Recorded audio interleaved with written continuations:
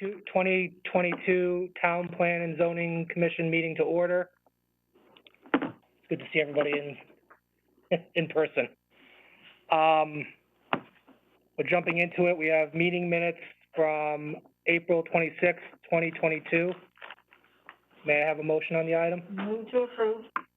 Move to approve from Commissioner Francis. And second from Commissioner Brayman. Commissioner Francis? I saw no errors. Commissioner Brayman? Neither did I, and I did review the video, so I am up to speed. Okay. Any other members of the commission? All those in favor, please say aye or raise your hand. Aye. Commissioner, it's all unanimous, 7. Moving on to new application for recommendation to public hearing. 116 Sherman Street, special permit application of MTM Sherman Street LLC pertaining to a new 3-story mixed-use building in the Center Design District. Mr. Wendt? Mr. Chairman, I really don't have anything to add to this item. It is a special permit for new construction and requires a public hearing. May I have a motion? Move to public hearing from Commissioner France. Second. Second to Commissioner Levy. Public hearing is required. Any comments from anyone? Is this the vacant lot? It is a home at present that's been converted. It's been an office for a very long time. It's a Sherman Street. It's the last property adjacent to 140 Sherman Street, which is the tall office building. It's a residential property, but the proposal is to demolish the existing structure and construct a new 3-story building, mixed-use commercial and residential. Thank you. Any other member of the commission? All those in favor of moving to public hearing, please say aye or raise your hand. Aye. I see 7 hands, unanimous. And Kathy raised her hand as well. Yes, I'm looking up to see her as well. Look on her. Next item, 1073 North Benson Road, special exception application of Fairfield University pertaining to a new student dormitory in the AA zone. Mr. Wendt? Not much more to add, Mr. Chairman. The Fairfield University is looking to build a new dormitory in their quad area. If you know the names of the buildings, they're calling this Regis West. It's over on the Round Hill Road side of campus where the existing dormitories are. Special exception does require public hearing. May I have a motion? Move to approve. Move to a public hearing from Commissioner Francis. Second. Second from Commissioner Levy. Again, public hearing is required. Any other comments or questions?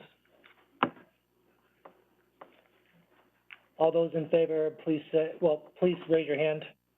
I can see. I see 7. Commissioner Braun's up there, so moves unanimous. Motion is unanimous. It's passed. Next item is 723 South Pine Creek Road, subdivision and coastal site application of Montauk Builders LLC for 2 lots on a B zone. Mr. Wendt? Really nothing more to add, Mr. Chairman. 2-lot subdivision and coastal site plan. So it doesn't require a public hearing, but we, in the last 15 years, I don't think there's been a subdivision that hasn't had a public hearing. So that's why we put it on. So you technically have some discretion, but it's been the past practice of this commission to move subdivisions to public hearing. May I have a motion on the item? To Move to public hearing from Commissioner Francis, second from Commissioner Levy. Any comments or questions? As Mr. Wendt said, it's been our practice. All those in favor of the motion, please raise your hand. Commissioner Braun? Okay, just want to make sure that's in the affirmative. That's 7 in the affirmative, so motion passes unanimously.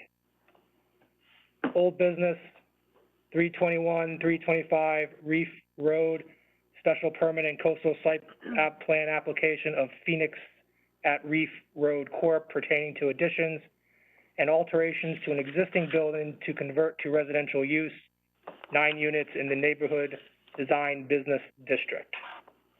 Mr. Wentz. Okay, Mr. Ford? Mr. Chair, I'm gonna recuse myself from this item. Okay, so Commissioner Ford recuses, Commissioner Kitt is up, correct?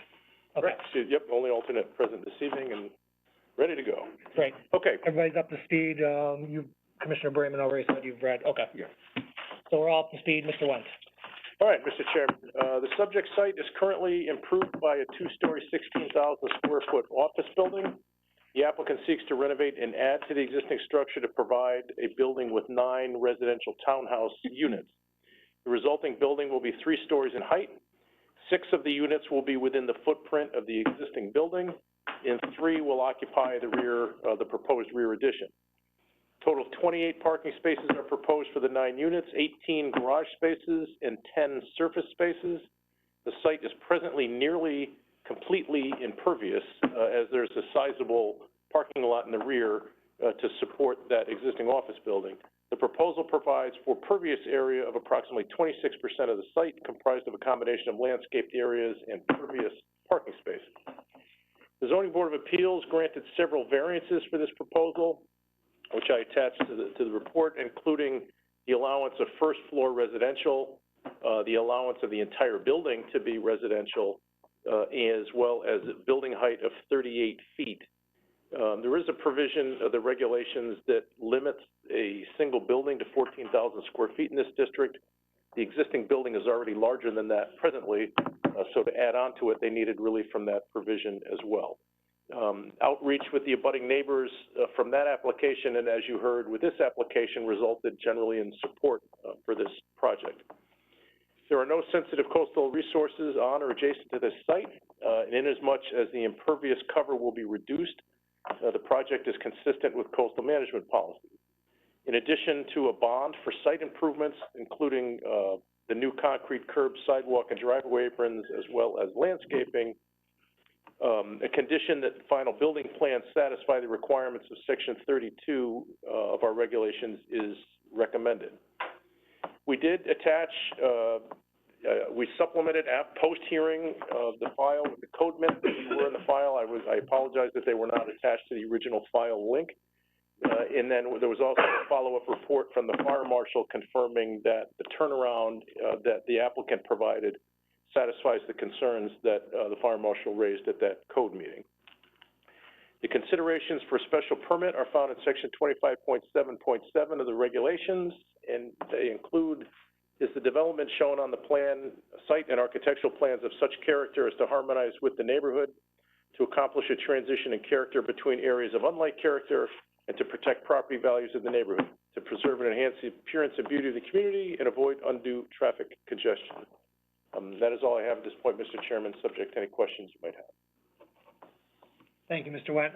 May I have a motion on the item? Commissioner Harrison? I'd like to make a motion in support of this. Okay. Move to approve the application. Second from Commissioner Levy. Commissioner Harrison? Yeah, I would just say that I think this development is a major improvement to this area. It's in complete harmony with this neighborhood. I think it provides a nice transition from the commercial area to the residential area, of the Reef Road area. You know, as Mr. Went mentioned, the applicant, you know, met the needs of the fire marshal, with the code. I'd also say it protects our property values there. I think there's ample parking. I think it's just a major improvement. We didn't hear anything negative from the neighborhood. My only regret with this application would be that there is not one affordable housing unit, but that's something that we can't mandate here. So that does not interfere with my support of this application. So I'm hoping that we approve this. Before Commissioner Levy, would you be amenable to your motion amended or a condition stated by staff, which was at least the building plans and A bond, which is typical, and then in a flood zone application, all of the technical specifications aren't necessarily shown on the plans at this stage of the game. but the condition that they have to meet those technical specifications, I don't think this applicant will have any trouble doing that, but it just warrants inclusion in the, Yeah, just technical thing, but, would that be permissible? Yeah, absolutely. Commissioner Levy, is that? Yes, of course. Okay, so, motion so amended. Sorry, Commissioner Levy, go ahead. Okay. Yeah, I concur with, Commissioner Harrison's, comments. It's definite improvement for the, neighborhood. At the moment, there are many medical offices, or formerly medical offices, which are now vacant. And we've seen, a great increase in the number of medical offices along the Post Road.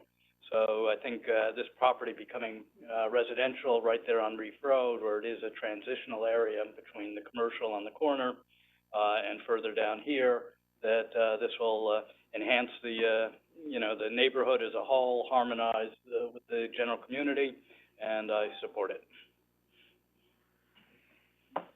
Any other member of the commission? Commissioner Braun? I fully support this application. I also find that it's more environmentally sensitive than the prior use because there will be, I guess, much more pervious surface and better landscaping. I just have a follow-up question for Mr. Wendt. I don't remember getting the fire marshal thing. Was that in an email today? I'm sure it's there. I just can't find it. It's somewhere that was emailed to us after the last hearing, the fire marshal, confirmation that. it was not, I believe I attached the fire marshal's report to my staff report with the Oh. agenda emailing. I don't see it, but I'm assuming that you've read it and it's fine. It satisfies the concerns that they had at the code review. So I'm going along with that. Maybe there's another email that I didn't open. So I support this application. Any other member of the commission? Yes, I support it as well. It's a welcome softball application, so to speak. This is a good, very responsible, application, very responsible development. And I echo the sentiments by my fellow commissioners. Any other comments, or can we move to a vote? All those in favor, please say aye or raise your hand. See 7 hands, so it passes unanimously. Moving on to compliances, we have 536 Post Road, zoning compliance application of Bowler Engineering on behalf of McDonald's for a modification of an existing drive-through in the design commercial district. Mr. Wendt. Okay, Mr. Chairman, McDonald's is seeking to improve their drive-through operation by implementing a dual order point to replace the existing single order point. The anticipated effects are reduced customer wait time prior to ordering and better management of their drive-through stacking. To accommodate this revised layout, 13 existing parking spaces are proposed to be eliminated in order to, because it's a 2-lane entry point in the bypass lane for those going through or beyond this site, requires the elimination of 13 spaces. It should be noted that there's no increase in the pavement. The pavement footprint remains the same. It's just essentially a restriping or reconfiguration of the way it lays out.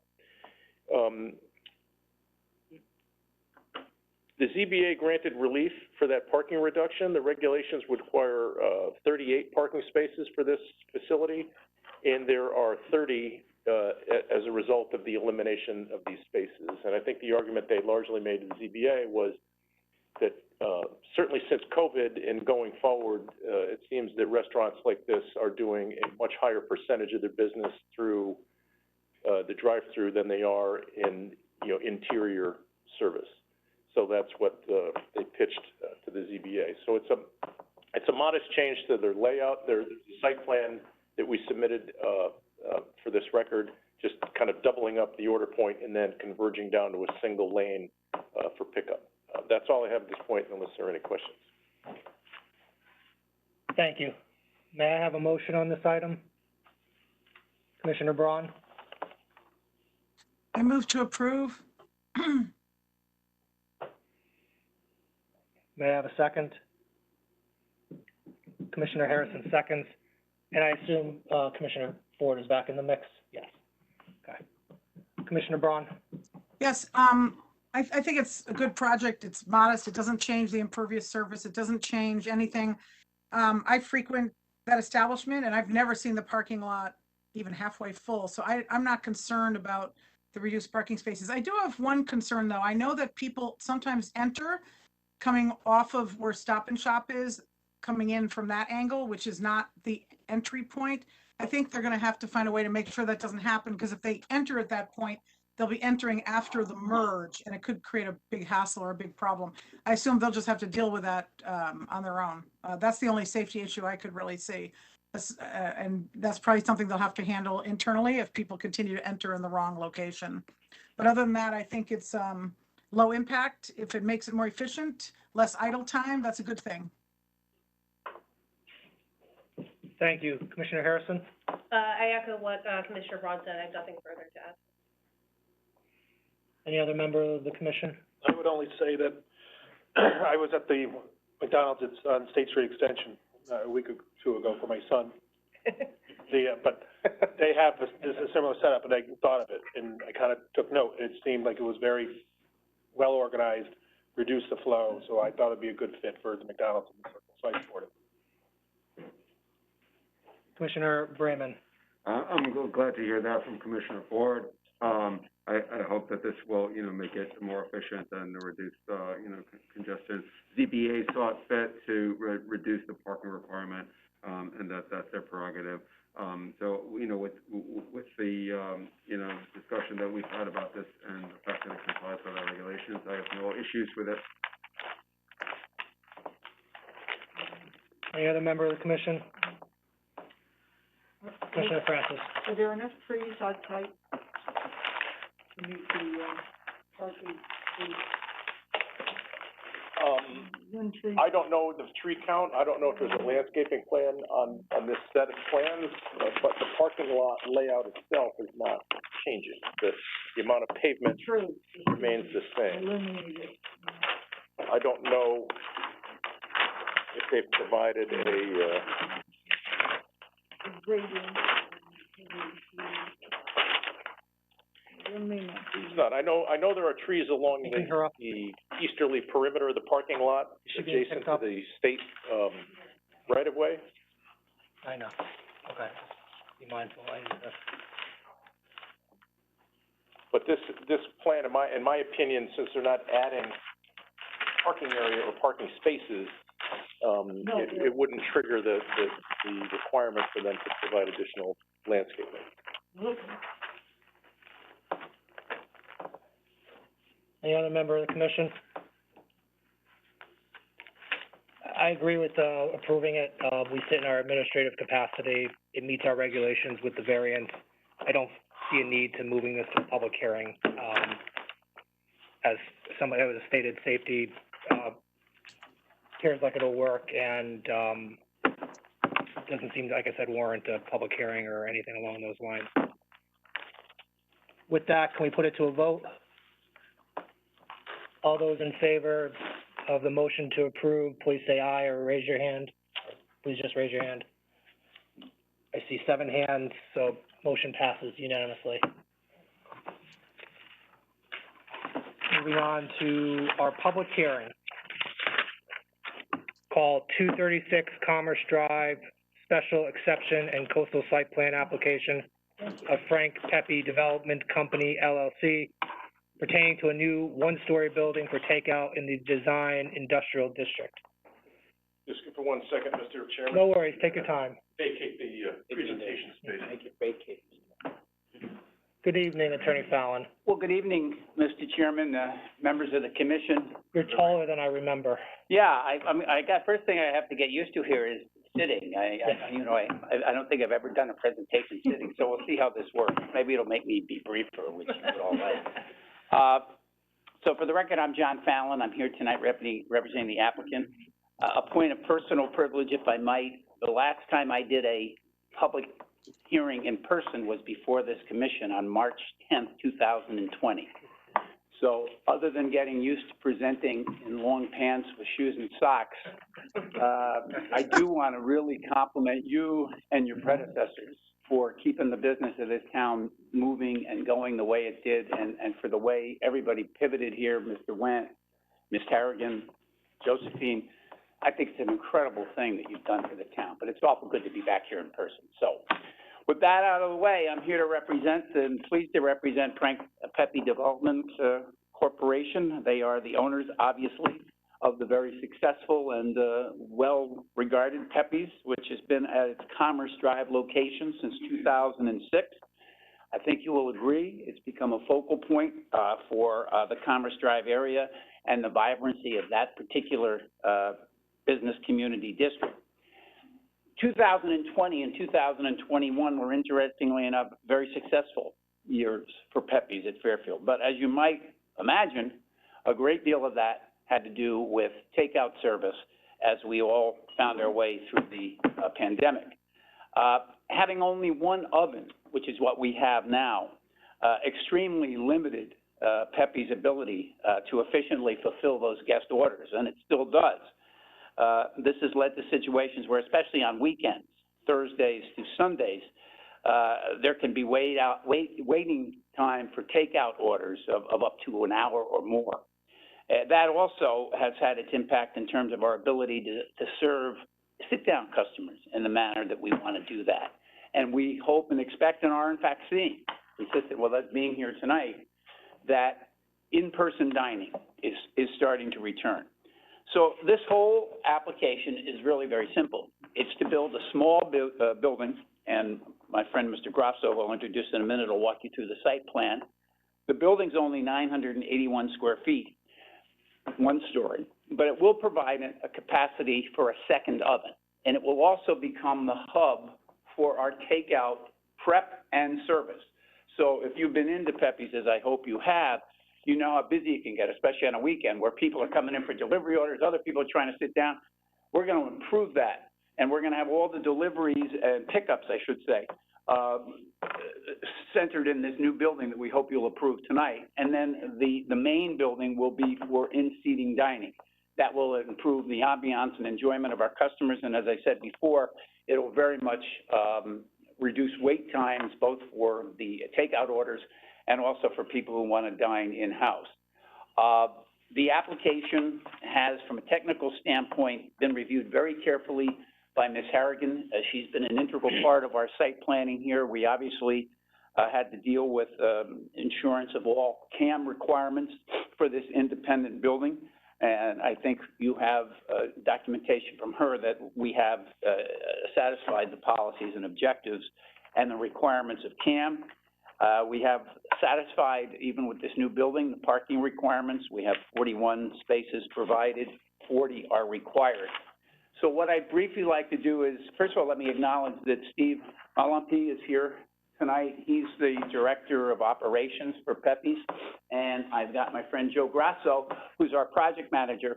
And I just wanted Joe to briefly overview for you our site plan.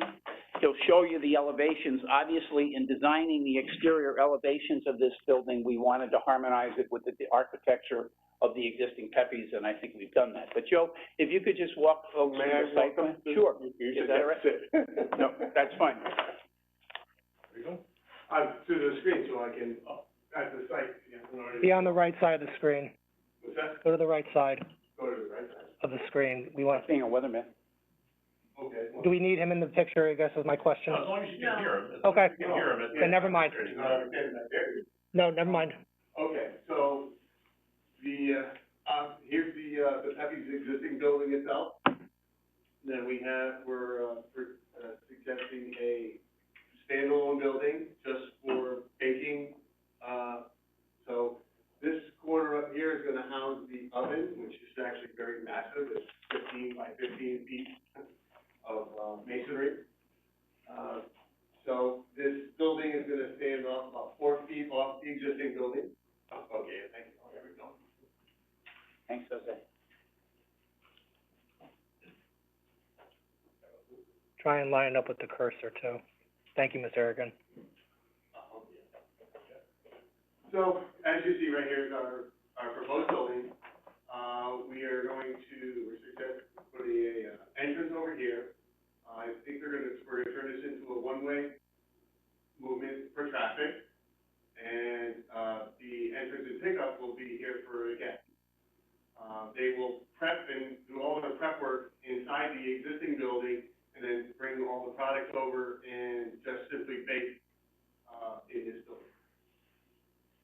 For FEMA issues, this is going to have a crawl space underneath so that the floodwaters are allowed to come in and then when recede, exit. They elevate. Yeah, right here. I have the one that you drew on. There we go. That one? Ah, perfect, this is fine, yeah. So here you see the crawl space underneath here, and the beam with the flood vents that will allow the water to, flow in and then out as the tide or the water level recedes. We're keeping with the consistency of the existing building with the, clapboard siding look and relatively, drive by unnoticed that it's a new structure on the property. And there's the size of the oven in that back corner, pickup area right here, as you come in, handicap ramp to get up to the elevation. And as noted before, there's a loss of only car spaces, but we're still inside the car limit. Thank you, Joe. Any questions, the building itself? Commissioner Brandon? Yes, could you describe how the flow of, employees, in and out of the proposed new building will work in terms of, moving the product in, baking it, and then providing it to the customers? Well, that might be a question that we would offer. Oh, the operation? He will manage the business. I'm the developer, the developer and the builder for the structure for that. Okay, Steve, could you address? Steve can, address any operation rate. sure. But, Come up here so they can get in the microphone. I think the commissioner's question was how operationally it will work in terms of once the takeout food is prepared, the customers picking up the food. Oh, The so takeout the order. building, when the customers pick it up.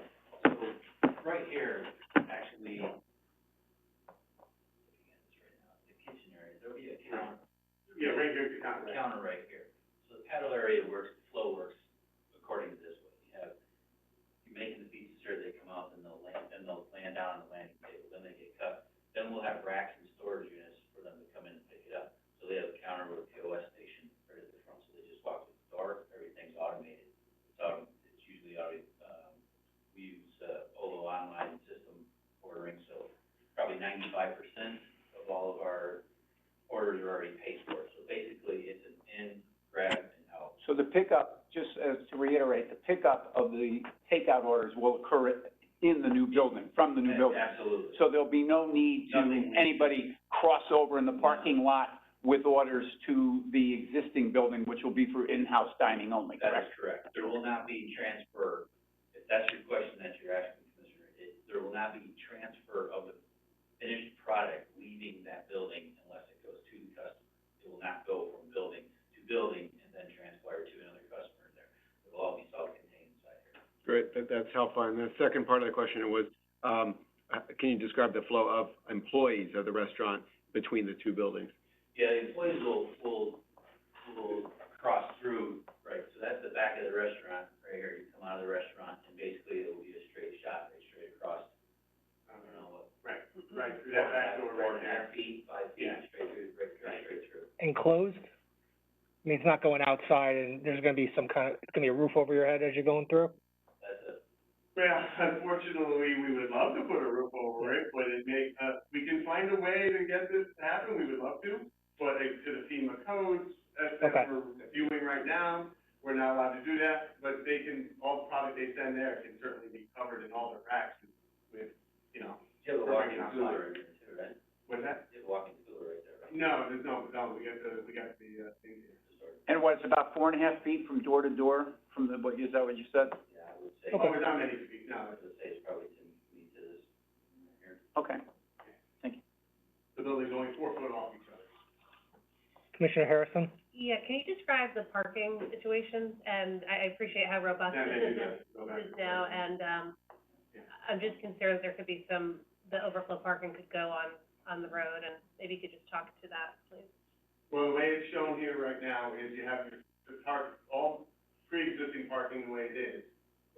What was taken away were just a few spaces here, and then there were some alterations. We got a space up here for a compact car, and then we made some modifications right here to add a couple of cars, so with this building, it only took away 3 spaces. Okay. Our experience, Commissioner Harrison, and not only during the pandemic, but prior to the pandemic, is the parking, on-site parking has been more than sufficient to meet our needs. You know, very, very, very, very occasionally you might have, and on a Friday night or something.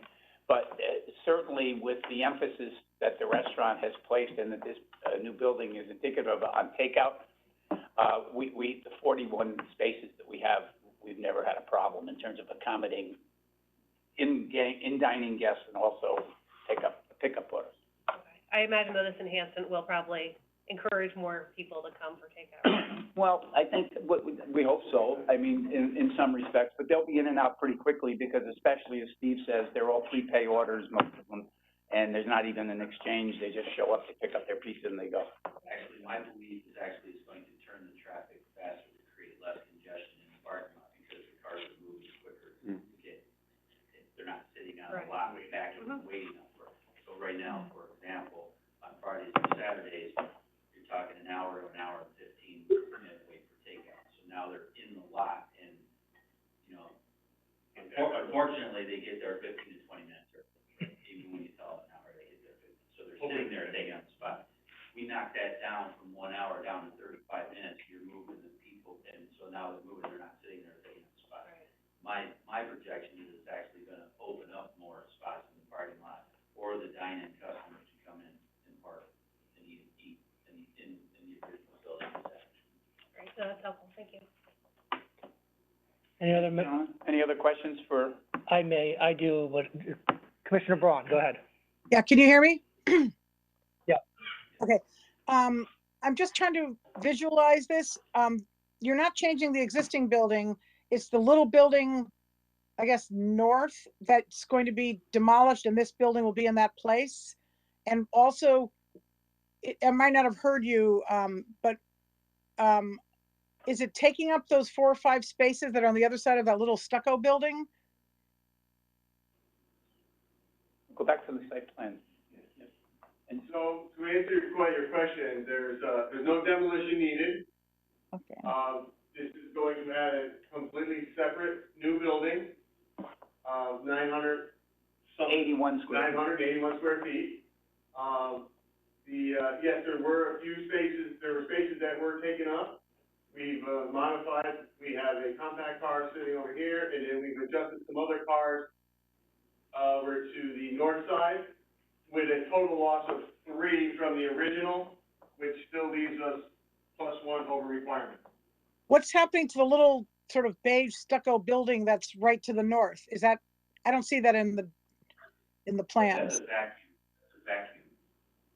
Right on the front of the building, that little stucco No, it's building, like- that little, It's on the, right on the, if Brentwood's to your left, it's a little bit to the north, and then there's parking beyond it. I'm looking at an aerial. this is the main entrance that you're looking to the building, right? Yes, right. The building that's right to the right of the front entrance of the current building right now is the vacuum for the other. It's 6 feet, I think, Mr. Wendt, go ahead.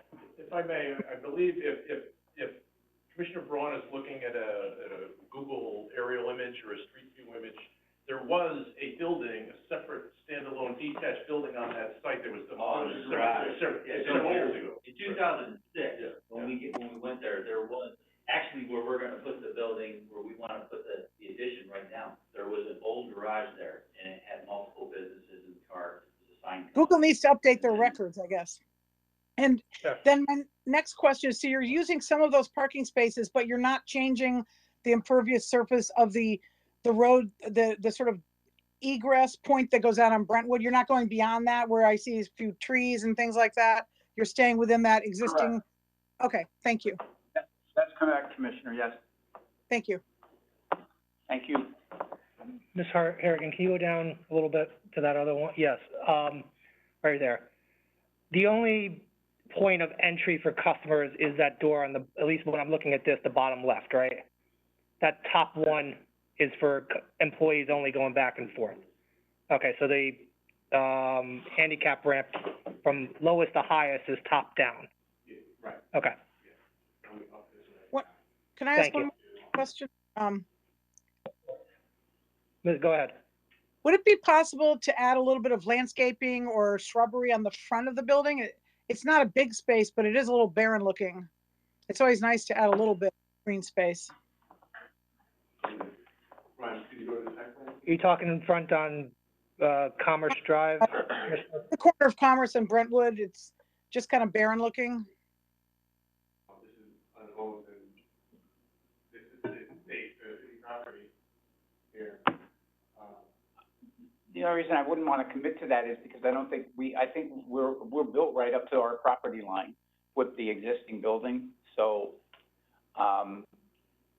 you know, I don't really think we have the ability to add landscaping without encroaching on the right of way, the town right of way.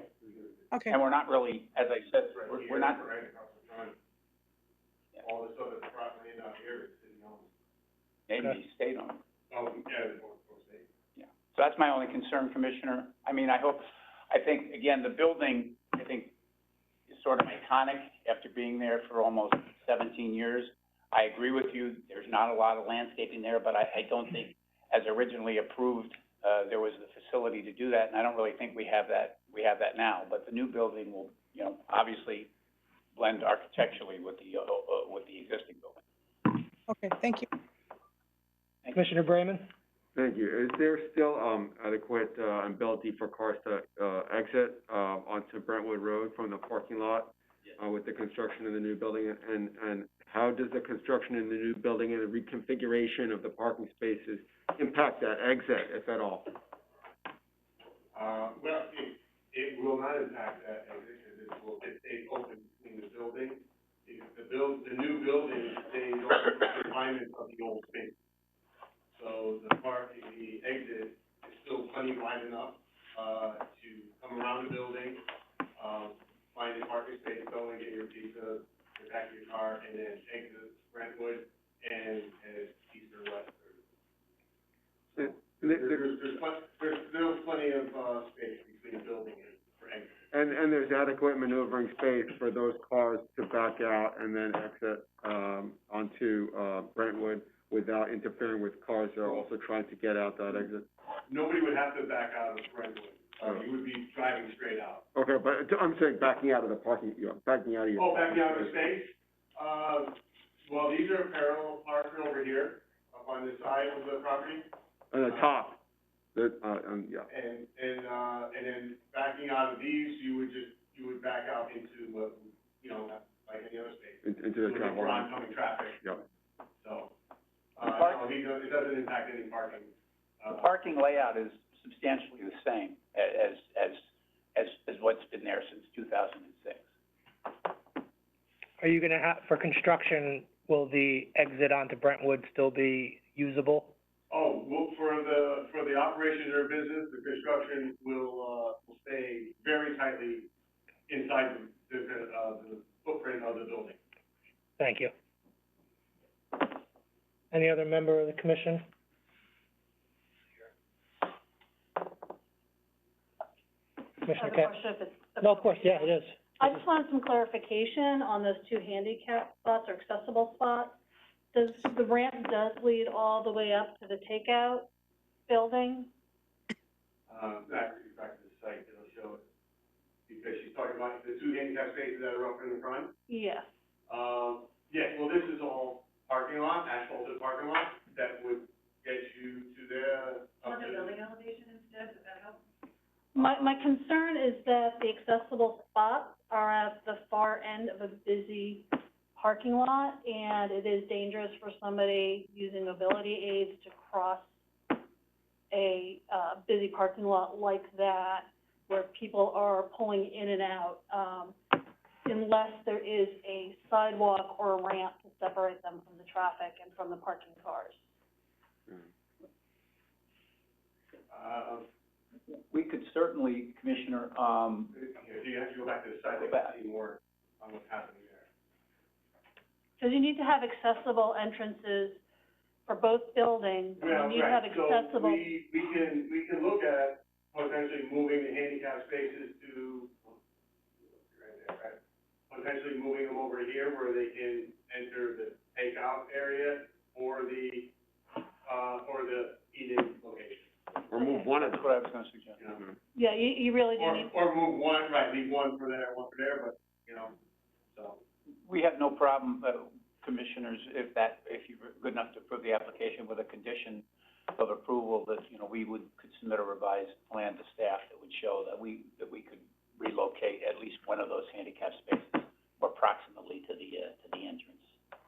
I mean, it's conformed right now to maximize the parking spaces. If we try to do something like that, not that you want, we may lose a space. Cause the way you would have to configure a handicap space, but we have one to play with. So. Well, if the again, we'll defer to the commission on that.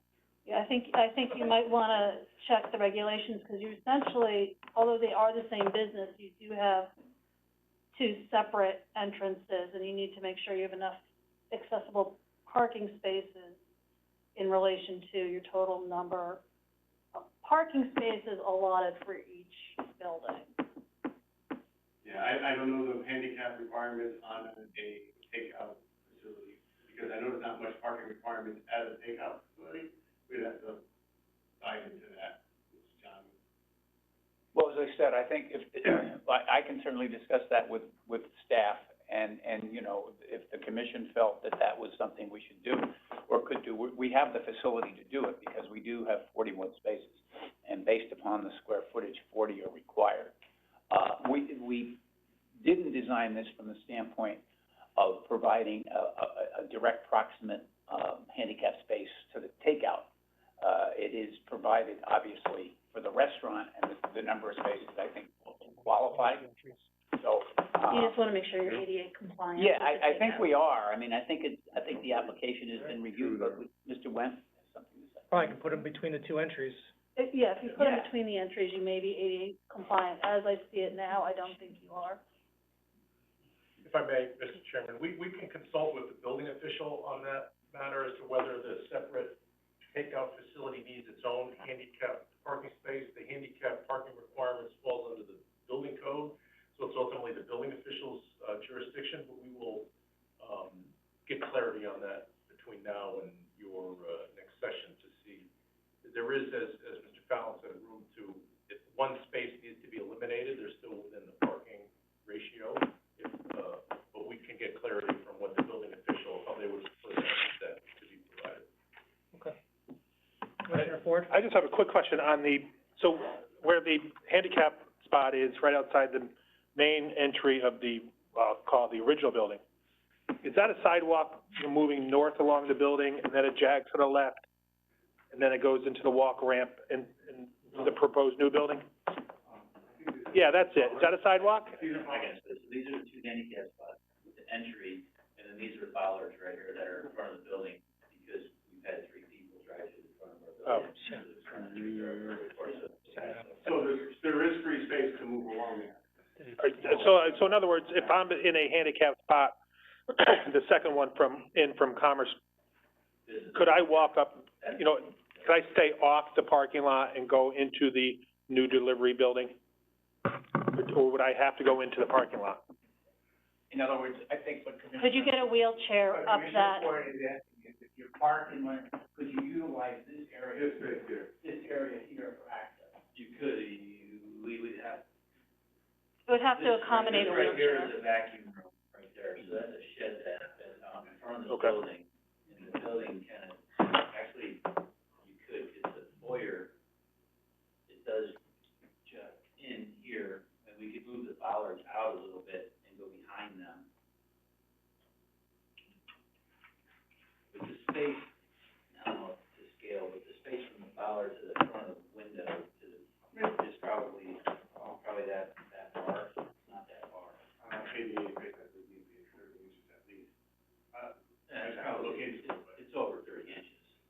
I mean, the fact that you've already had how many cars crash through your front window speaks to why you need to have, It was this one right here, the entry door. yeah, that speaks to why you need to have safe access to your takeout, for the accessible spaces.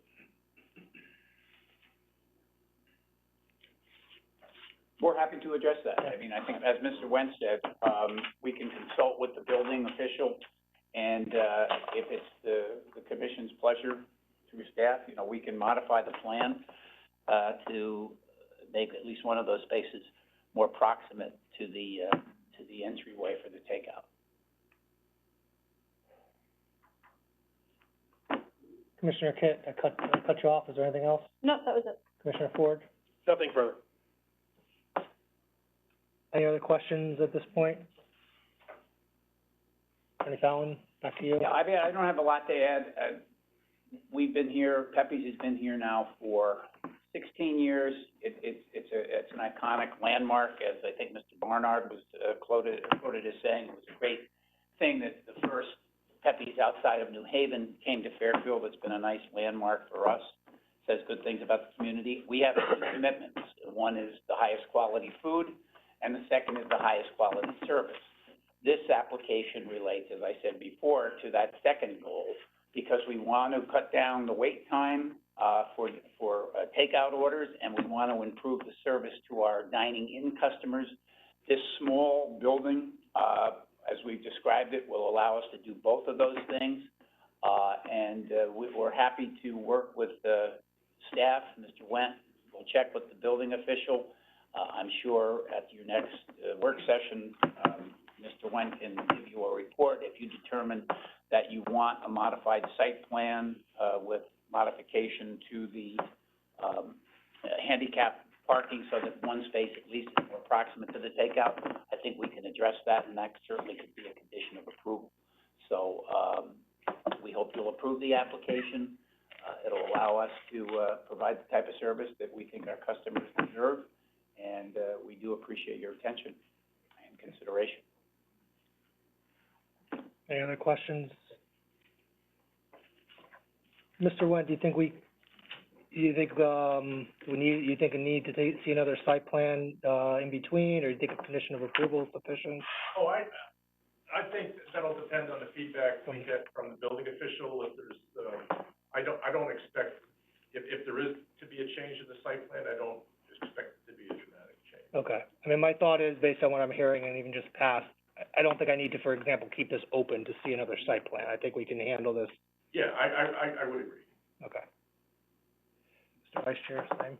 Agree. Yeah, I think so. Well, let's keep going. You're done with your initial presentation? Thank you. Yeah. Okay. Does any member of the public wish to be heard on this item? At least let's start with in person. Anybody in person wish to be heard on this item? Okay. Has anybody chatted, that they wish to be heard? Nobody, but if we could remind people, Yes. if you are called in person, you would need to press *6 to unmute yourself to let us know that you'd like to speak. Is there any member of the public who's, participating remotely, either, on their computer or the telephone, who wishes to be heard? Again, if you're on your phone, please hit *6, correct? Ms. Harrigan, *6. No, I don't. Going once and twice. Attorney Fallon? Thank you for your attention. So, I will close the hearing on this application. Thank you, Attorney Fallon. Thank you, gentlemen. Moving on to the next item, 750 Taymor Drive, special exception application of St. Catherine Center for special needs pertaining to an addition to an existing school in the R3 zone. Is that you, Attorney Fallon? Yes, it is, Mr. Chairman. No, if you need a minute, go ahead. No, I'm fine. Jumping in with both feet. Attorney Fallon, can you move over one chair over, please? I'm sure. Helen, you're right here. Good evening again. For the record, my name is John Fallon. I am happy to be representing St. Catherine Center for Special Needs with regard to this application. St. Catherine was founded in 1999 as an alternative educational program for children with intellectual and other developmental disabilities. The program at the center, as you will hear momentarily, places a great deal of emphasis on independent living and vocational skill development. With me tonight is Helen Berland, who's the Executive Director of St. Catherine Center. And before we address the specific presentation that we have for you tonight with regard to our modest addition, I wanted Helen to give you an overview about the center, its work, and the importance of this addition to our mission. Helen. Thank you. Good evening. As John told you, St. Catherine Center for Special Needs was founded as St. Catherine Academy in 1999 as an alternative education program for children with disabilities, intellectual disabilities. Our programs at the center emphasize independent living and vocational skill development, and in 2007, the Academy relocated to Fairfield under Holy Cross Church. In 2013, the Board of Directors of the center completed a strategic plan that included an adjustment to our program to be more relevant to the needs of the community by supporting children and young adults on the autism spectrum and broadening the age range of our participants. This included approval by both the Connecticut State Department of Education and the Connecticut Department of Developmental Services. The mission of St. Catherine Center is to foster the educational and social well-being of people with disabilities while helping them progress to the greatest level of independence possible. Present enrollment at the center is 41 individuals from 17 Connecticut communities, including 7 individuals from Fairfield. The demands of the programs and the services of the center are significant, and there's currently a waiting list for eligibility with regard to our programs. In 2019, the Board of Directors determined it necessary to address future needs with regards to our facility. There was a need to address the current facility limitations and the need for additional space that had arisen based upon the need for more therapeutic space, storage for expanded equipment inventory, and quite basically additional bathroom facilities. The board adopted an updated plan and hired Antonazi and Associates to develop a conceptual plan to meet those goals. Members of the board met regularly for over a year with representatives of Holy Cross Church to involve the parish in the planning discussion. Our vision with regard to the proposed improvements to our facility is both practical and aspirational. Often the most vulnerable among us are able to teach us the most about the importance and the value of caring for others. There has been an evolution, maybe even a revolution, of expectations of what young people with disabilities can accomplish and their place in the community since St. Catherine Academy first opened its doors.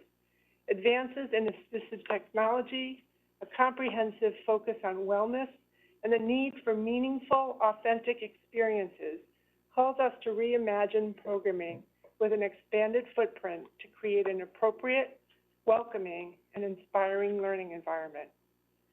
20 years ago, in this spirit, a small group of people came together with a vision to create an educational program that would welcome children whose learning needs were special. From a small school with 4 students occupying 2 rooms at the Catholic Center in Bridgeport to our comprehensive center in Fairfield, St. Catherine Center has remained rooted in our founding principles while growing to meet the needs of young people in our community. We have modest goals based on sustainable financial model, soundly supported by our board of directors and our families. This proposal represents a modest yet effective plan that will allow St. Catherine Center to continue to serve the needs of this vulnerable segment of our population. On their behalf, thank you for your time and consideration. Thank you, Helen. I think as we turn our attention to the specific presentation, the important thing to emphasize here is that this modest proposal for the addition is designed to address and meet the current facilities and programmatic needs of our current student population. This is not any application about expansion. It is to ensure, as Helen just said, that we will have the facilities that we need to have to offer the programs that we need and want to offer to our students and other users of our programs. The proposal will provide us an opportunity, as you will see in a minute, to address needs of our current enrollment in terms of space for storage, bathrooms, small instructional rooms, and office space. It will help support programmatic improvements with the addition of some specialty spaces such as the kitchen and greenhouse that will expand our hands-on instructional space that translates into authentic vocational experience. We'll be able, with this addition, to expand our therapeutic and exercise spaces to support the needs regarding individuals who we serve with mobility limitations, in addition to their intellectual disabilities.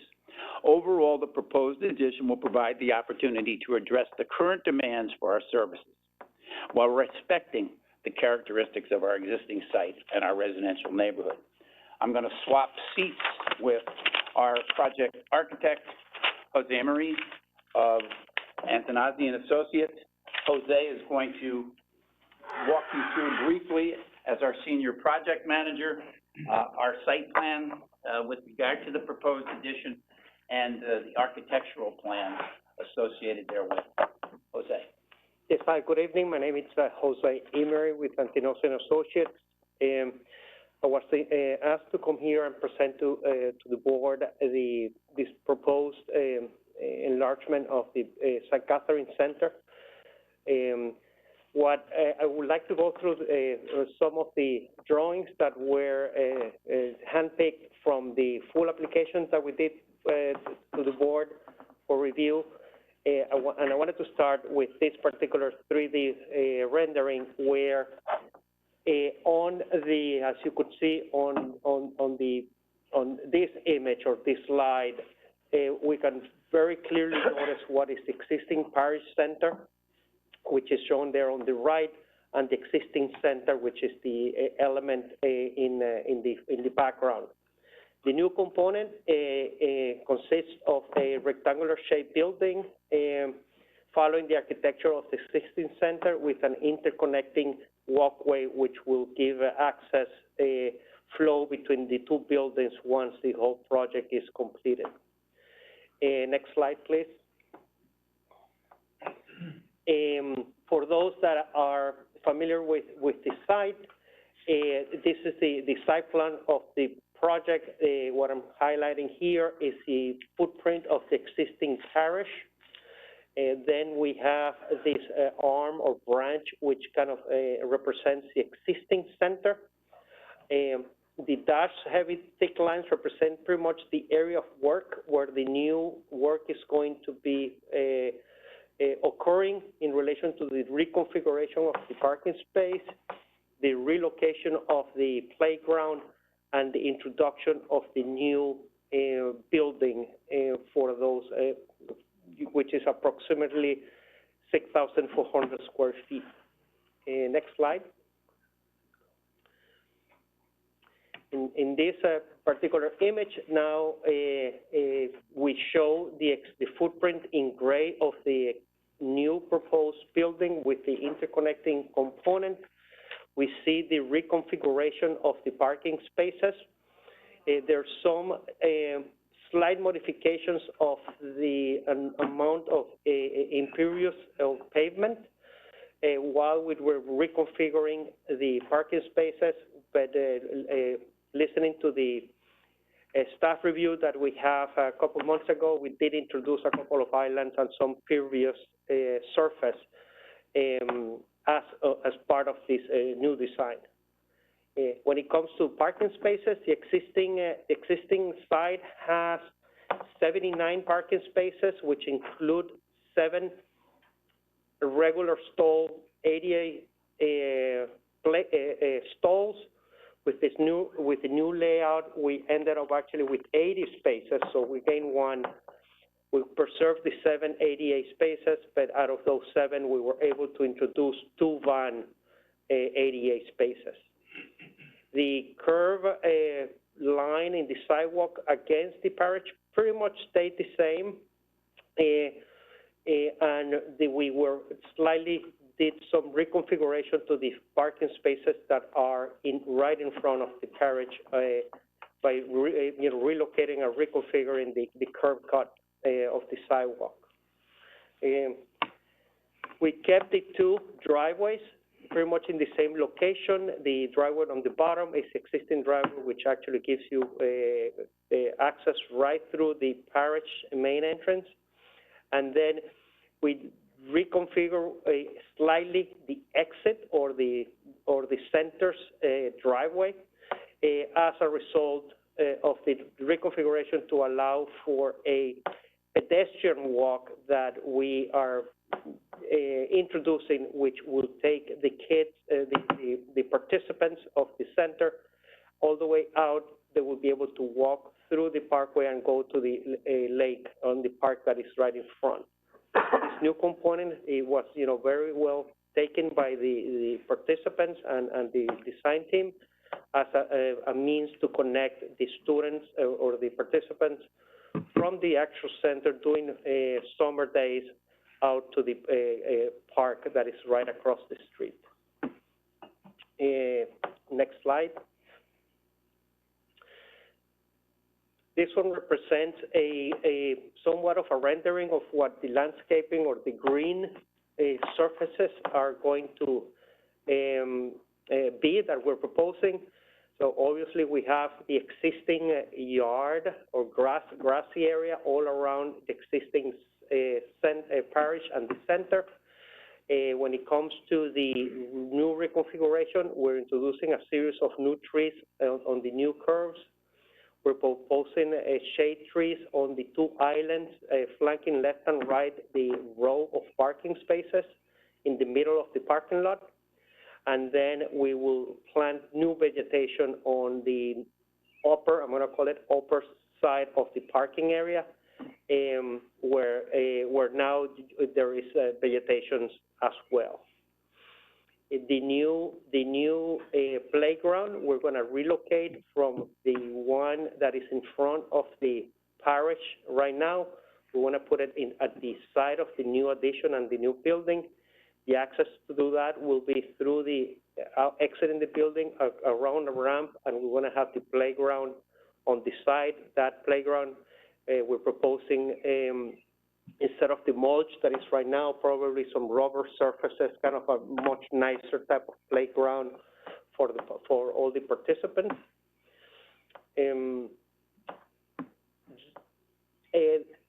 That pretty much takes care of this slide. So the next one.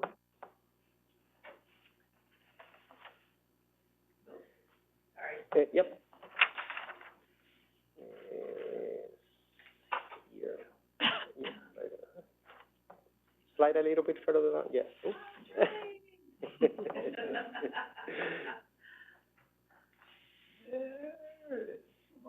A little more if you can. There you go.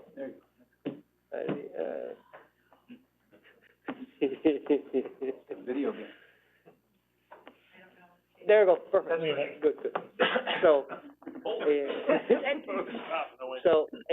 using this image here, on the bottom left, on the left side of the page, you could see the footprint of the existing center and the parish.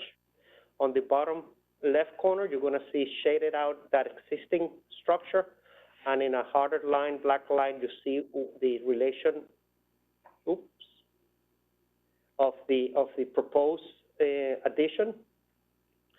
The drawing on the right is just a closer view of that new addition, and the areas that you're going to see that we're proposing is we're going to create a vestibule as we walk through the front doors, which gives an opportunity to have those visitors and those participants that need special assistance to be in a control point outside of the weather. As of now, the existing doors just lead to the outside, and there's really no room to do the checkpoint outside of the weather.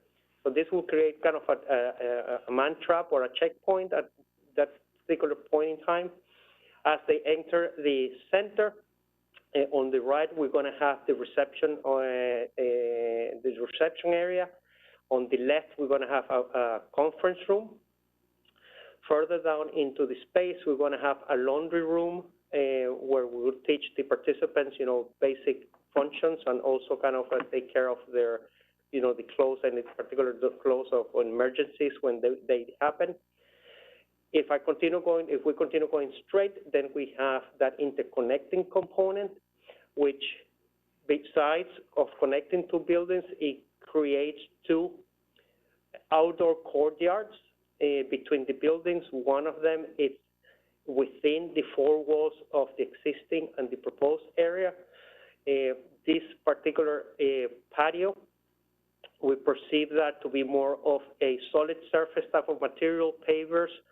It was intended to be used more of for moments that we have events, cooking, catering, that sort of activity, while the other one, which is open to the outside, and it will lead you to the playground that is on the left of this structure over here, is more of a picnic layout area where the participant staff would actually have lunch with a kind of outdoor seating components.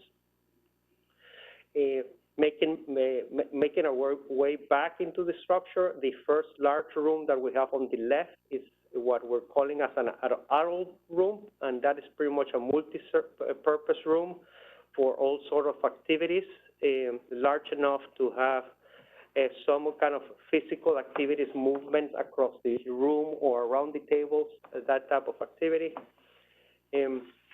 Making ourselves back into the space and down the corridor, we have on our left, we have two offices for the staff. We have a storage room for storage, obviously, and then a second conference room that is designed to probably in the future accommodate a new office if the case, the program requires it, and a staff lounge separate from the kids area. On the opposite side of the corridor, we have a guest's ADA bathroom in the top corner. Then we have a full commercial kitchen. The intent of that full commercial kitchen is to provide initially the idea is to start, provide baked goods so it can be sold as a fundraiser, food prepared by the participants.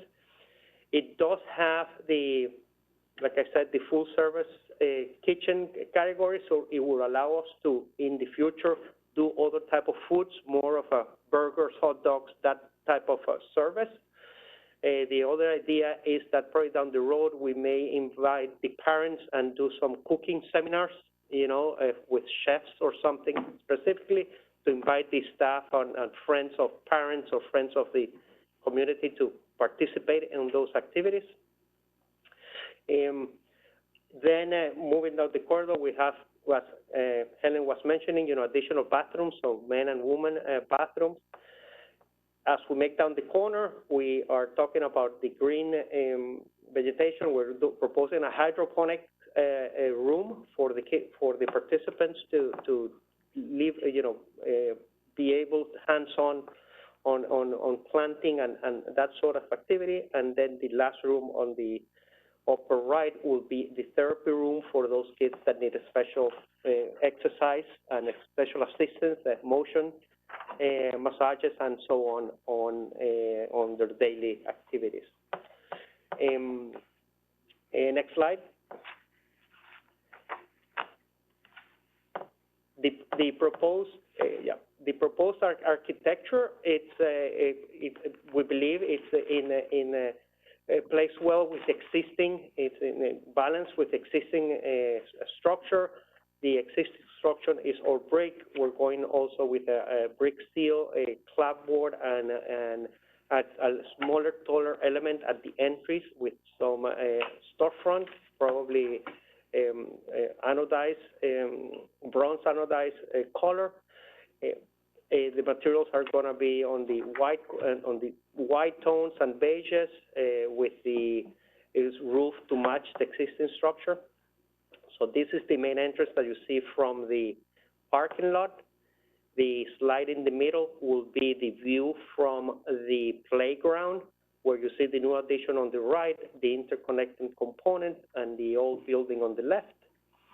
and I believe the last image is a 3D rendering of what that new addition will look like from pretty much the curbside as you park to in front of the center.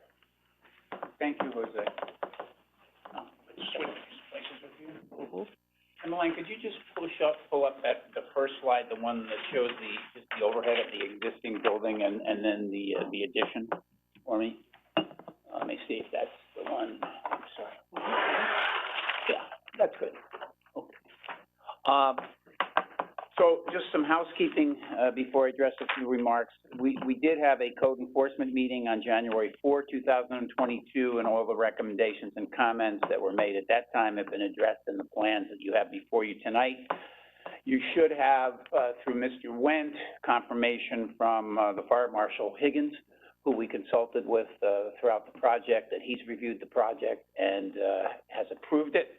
Similarly, I think you'll have, an email from Laura Pooley. I think it may have been the last email she wrote after so many years, because she wrote it on March 31st, I think. So shout out to Laura. We're going to miss her. But she did review this. She had comments at the time of the code review. We addressed all those. Mr. Chris DeAngelis, who is our engineer here from Cabezas and DeAngelis, is here should you have any questions with regard to the engineered site plan. But it has been reviewed and approved by the staff. Basically, what this application is about, and I want to emphasize as I just a few closing remarks, is we kept using the word modest, and that's why I had Emmeline pull up that first slide. It shows you what we're talking about here. Now, it is modest, but it is very important for the reasons that Helen and I spoke to a minute ago. It provides us important therapeutic space. It implies us programmatic space of what you've heard from Helen and Jose, so that we can serve our students and their family. And we do all that as part of our mission, which has been ongoing for all these years. I do want to just briefly address, I'm not trying to prevision anything, but I know you did receive, I think, 4 letters today, 2 in favor, one in favor, by the way, of a parent of one of our students who is a Fairfield resident, and 2 in opposition. And with respect to the opposition letters, since they are part of your record, I just want to address them respectfully, because perhaps unintentionally they're full of a lot of misinformation. The first thing I would say with regard to those letters is what I've emphasized at the beginning and just now, that this proposal is not about expanding current enrollment, but it's about meeting the programmatic and facilities needs of our students, our current students. With regard to questions, with regard to, or allegations, I guess we should call them, with regard to issues with pickup and delivery, let me tell the Commission that we have always continued and will continue to stagger both our pickup and drop-offs to ensure that there is no congestion. We have staggered drop-off from 7:30 a.m. to 9 a.m. We have staggered pickup from 2:15 to 3 p.m. Indeed, if a car is idling, our staff has been instructed to respectfully ask the person to turn the vehicle off. Not only is that the courteous thing to do to our neighborhood, but it also happens to be a matter of state law. But that's not been a significant problem. So with regard to statements in these letters that somehow we have some mass congestion at pickup, we don't. And the reason we don't is because we go out of our way to stagger, as I've just said, pickup and deliveries. We have never had an issue with regard to traffic congestion. One of the things that we did here, that Helen did, in addition to the notice that the Commission sends out to the neighbors, we sent out letters with copies of our plans to everyone within 500 feet of our facility, everyone. By and large, we received a lot of complimentary comments, but we didn't receive any opposition other than respectfully the 2 letters that you received. What I think that points to is the fact that claims that we create traffic congestion in this neighborhood is simply unfounded and not true. We do have, there was as Helen said, 7 Fairfield residents who are enrolled in our playground, in our program. We do have a playground. We've always had a playground, and as Jose mentioned, we're going to be building a new one, a nicer one, as part of this proposal that is before you tonight. We never, ever have our parents or our staff park on the street. It's not happened. I don't know if there's a big funeral for the church or something, maybe there's street parking then, but we don't have staff or parent parking on the street. We work with the church to ensure that there is never a conflict of our programs with activities or special proceedings of the church. And I would point out that this site plan that's before you includes provision for handicap parking spaces closer to the church entrance than presently exists. And I'd also point out that we have the full and unconditional support of the pastor and the parish planning committee. We don't use buses. We have 2 districts who use small van-type buses that you're probably familiar with. But everyone else is dropped off by private vehicles. So of our 41 students, we have 2 small, I won't call them school buses, but you know what I'm talking about, small van-type buses. And that's it. And as I said, we're not here to push a program to expand our enrollment. We're here to meet some very important needs of these very important individuals who we serve. So respectfully to those who wrote the letters in opposition, they're misinformed and ill-advised, because in fact, we have cohabited very, very harmoniously with this neighborhood since we came here. We have great friends and neighbors in this neighborhood, and that's a product of both the kind of neighbors we have and the kind of neighbors we are. So at the end of the day, and subject to any comments that I need to address, I would hope that you would embrace this application, because this center does very, very, very important work for very, very, very important people. And its reputation for quality programming, fiscal responsibility, and unwavering commitment to its mission, as Helen pointed out to you, is very, very strong, starting with Helen and her staff right down to the board of directors. Mr. Steve Donahue is a member of our board of directors. He is here tonight. This is a modest yet very effective plan that's going to allow St. Catherick Center for Special Needs to continue to serve the needs of a very vulnerable but deserving segment of our population. So I do hope you'll favorably consider this application. Be pleased to answer any questions you or the members of the public might have. Thank you. Any member of the commission with final, Commissioner Braun? Yes, can you hear me? I'm sorry. Oh, yes, Can you I see you hear me? now. Yes. Can you show me on the plans, it's a little confusing, the plans are very complex. There's an addition to impervious surfaces. I can't see how much, because you're removing some impervious surface and moving it around. I guess that's parking areas. Is there one of these plans that shows how the parking is changing from old to new? I know where the new addition is going. That's going to be facing Tommore, I think, right? Or the front of the building. I'm going to have Mr. I'm going. Go ahead. I'm going to have Mr. DeAngelis, our engineer, come up and address that. One thing I go ahead. I'm sorry, Ms. Braun. And related to that, where are the wetlands regulated areas? I know there's no wetlands on site, but there's an upland review area on site. Is that closer or on the other side of the building from where the proposed added impervious surfaces are? I don't see a certificate of wetlands conformance, but maybe you give me this. I should have mentioned that. It was on my list, and I didn't. Mr. DeAngelis is going to address the impervious surface area. The staff issued yesterday a draft certificate of wetlands conformance. I will email that to Mr. Wentz tomorrow morning so that he can issue it in the paper, so that he can send it to the commission. We're going to obviously publish it in the paper. But yes, we did submit a certificate of wetlands conformance application. So along with the review of the engineering department, we've had a positive review, by the conservation staff, and they have issued their draft certificate of wetlands conformance. And I will see that's made part of your record through Mr. Wendt tomorrow morning. Okay? Thank you. Mr. D'Angelo. Thank you. My name is Chris D'Angelis. I'm the civil engineer for the project, professional engineer at Chris D'Angelis. Our office is in Bridgeport. The plan in front of you is the existing condition plan that shows the existing parking lot. And what I'll highlight here is you can see this kind of gentle arc, where all the existing parking spaces are, currently located. That's the edge of the existing pavement. If you go to the next sheet, you'll see the.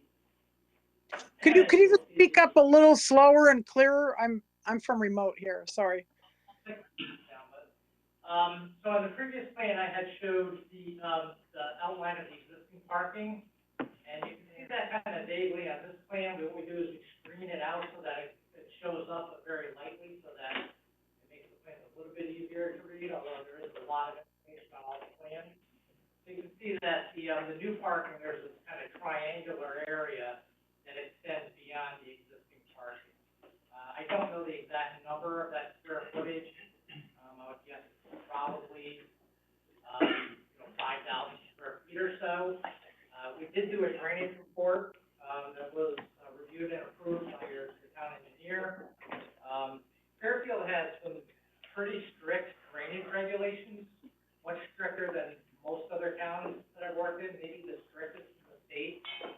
What Fairfield says is that once you, disturb an impervious area, you're not allowed to count that impervious area as impervious area for the existing condition. You have to model it in your drainage program as if it's lawn area. They call it good grass. So for example, again, the existing parking lot follows this arc, and all this area here is all existing parking. That's probably, I'm gonna guess, 10 to 12,000 square feet of parking area existing.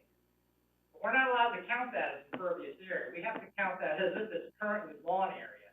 What that does is it makes our drainage calculations very, very conservative. I find when I work in Fairfield that the drainage systems I design are 2, 3, 4 times larger than they would typically be in any other municipality.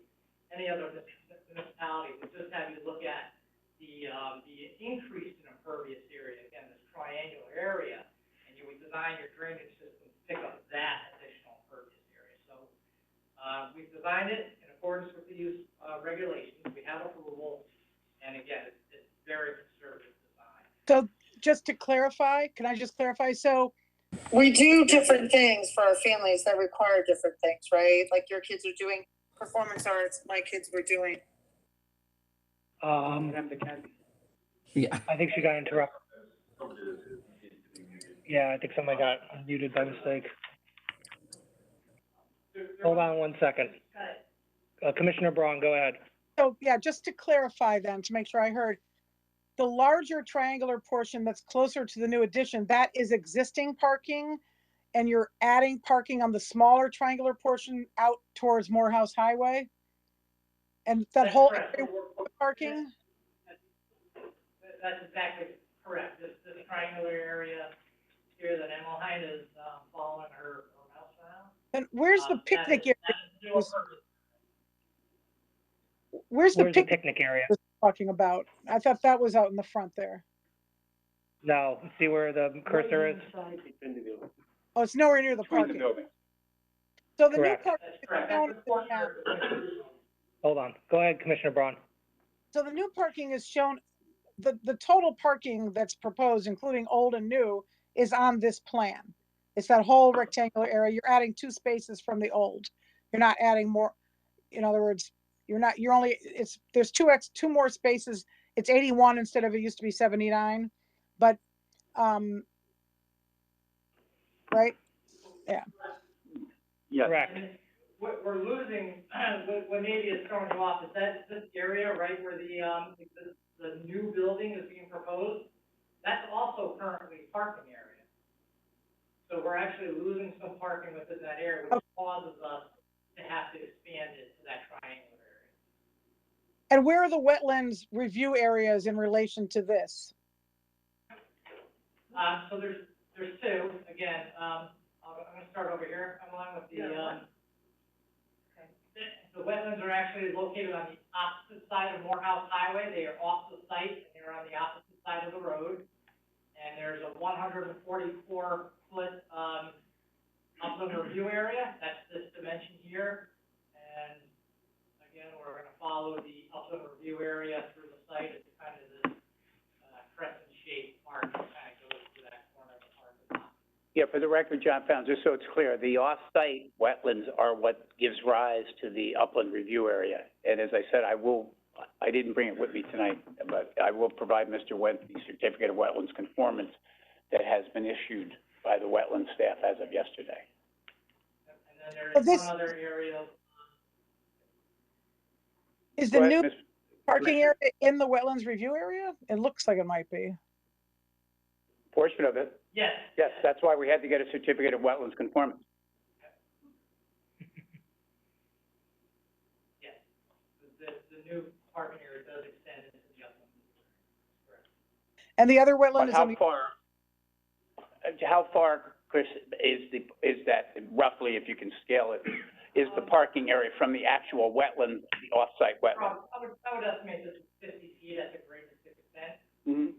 But again, the upland review area, is a regulated area because oftentimes it's an area that's ecologically sensitive because it's immediately adjacent to the wetlands. Right.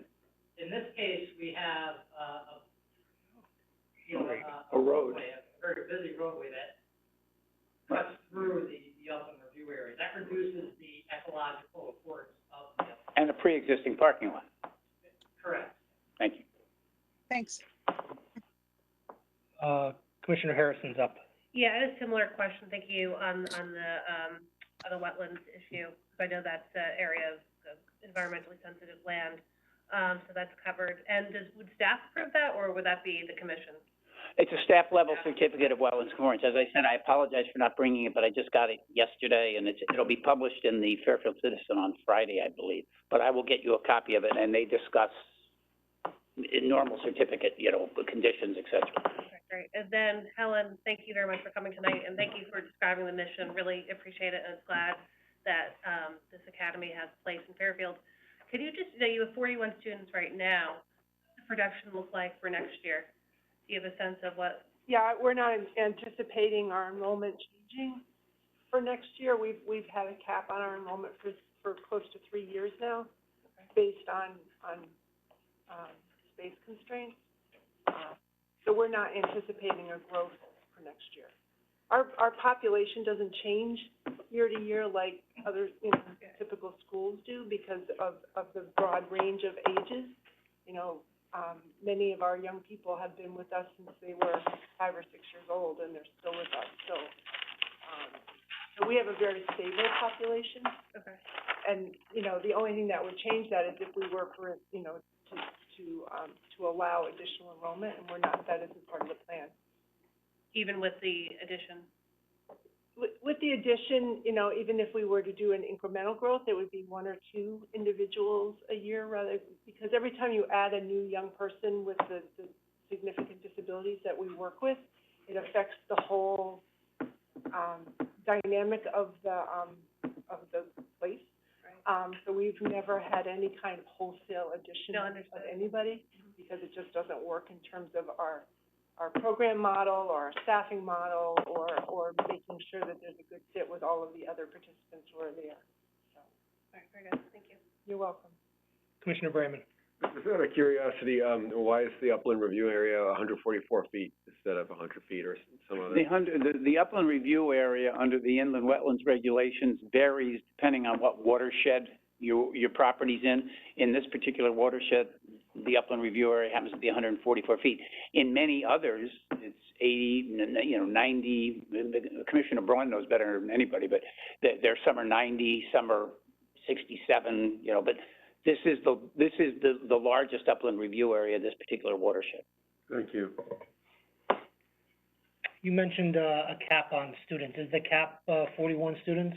The cap is right now, we're at We were actually at 42. We had an individual, for health reasons that wasn't able to return, but we made the decision not to fill that slot for now. Okay. So. Any other member of the commission have questions? Commissioner Braun? Regarding the landscaping and the trees, I saw a very extensive landscaping plan. It's hard to tell, but I assume you're following there's one tree per 10 parking spaces. I guess it doesn't have to be in the parking lot. It can be near it, so it shades the parking lot. That's part A. And part B is, Correct. okay. And it looks like you have to get rid of some of the forested area adjacent to Morehouse Highway to build that addition to the parking lot there. Will that same number of trees be added somewhere else so that we're not having a net loss of trees? Yes, I think I'm looking for the code minutes, which I just found.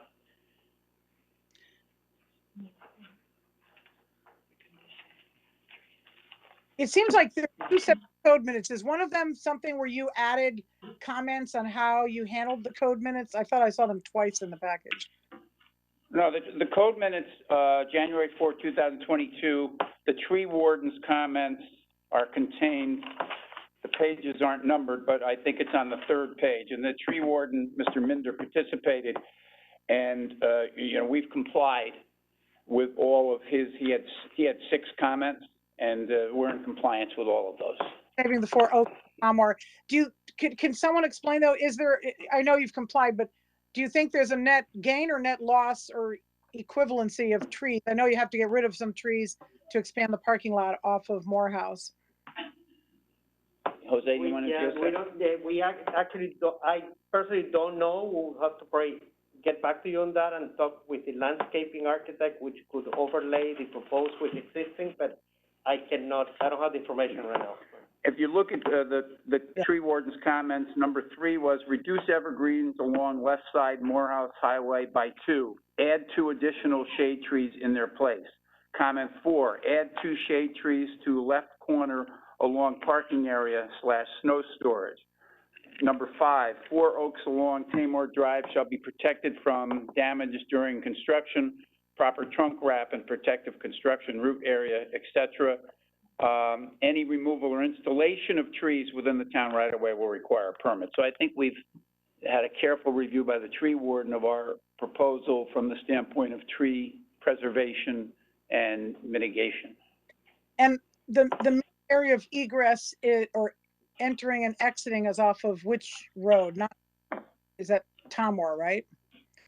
Yes, yes, Tamor, yes.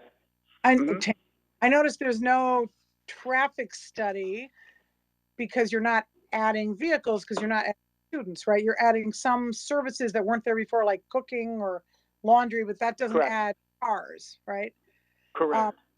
And I see no sightline issue simply by preserving the trees that are there because you already have them there and people are already going, you're not doing the ingress or egress.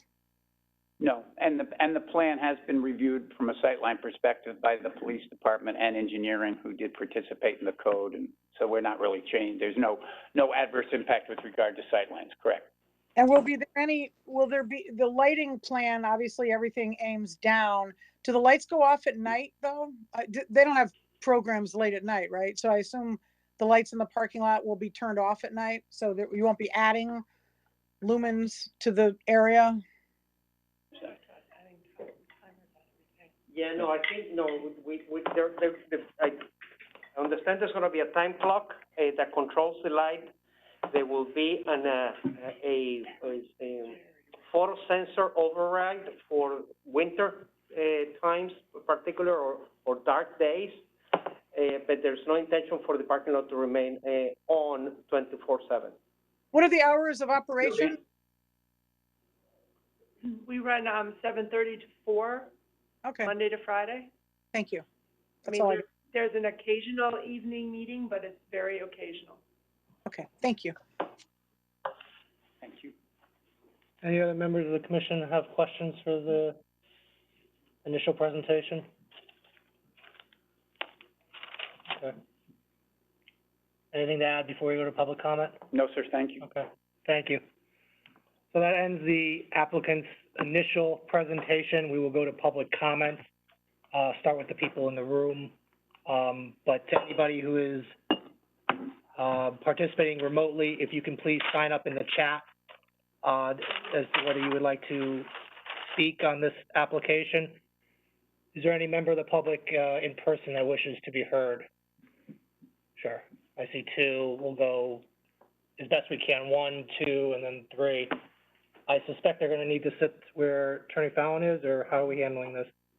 Well, I can make one of two things. I can take one of the table mics and put it more proximate to where they might be sitting, as long as you can hear them. Otherwise, they can just come up and sit, where the representatives are, however you wanna handle it. I don't care. Do you have? No, as long as they can be heard. Yeah, let's start with just being heard at this point. To any member of the public who, wishes to speak, if you can please just say your name and give your address for the record, please. This gentleman right in front of me. Yes. Yeah, you just leave it right there. Okay. Yes. Hello, my name is Jeffrey Mumjian. I live on Short Hill Lane. I've lived there my entire life.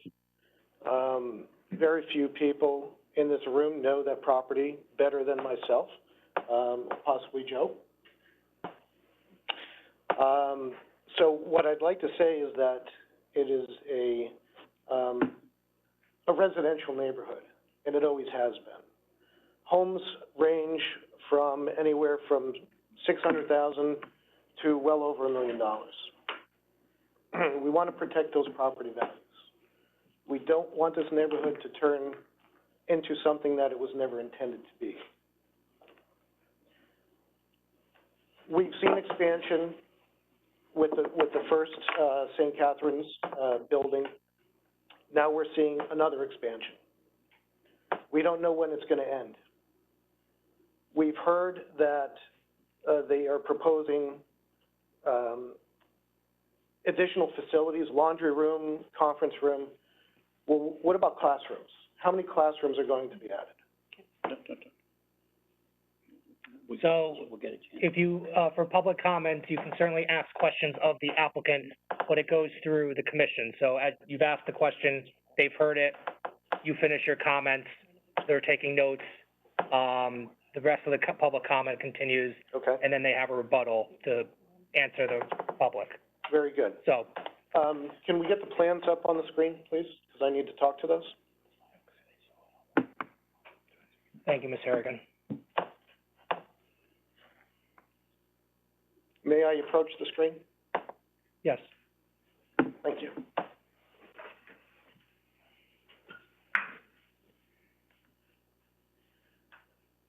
First question I have, what are these here?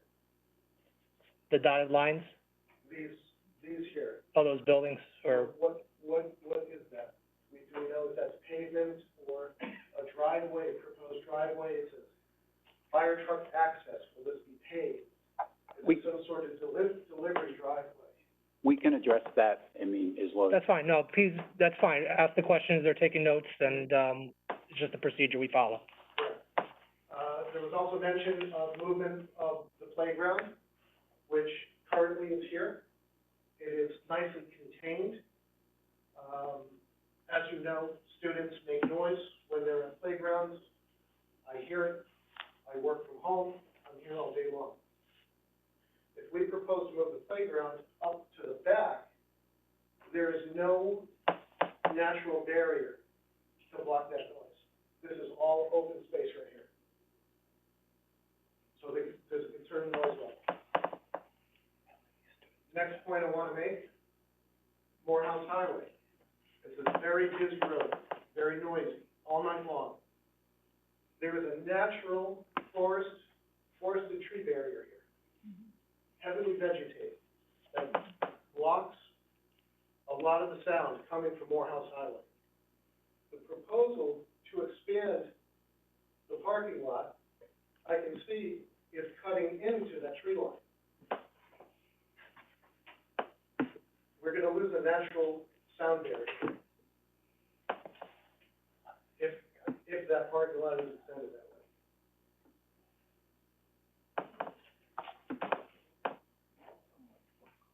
I think that's all that I have. Any other concerns?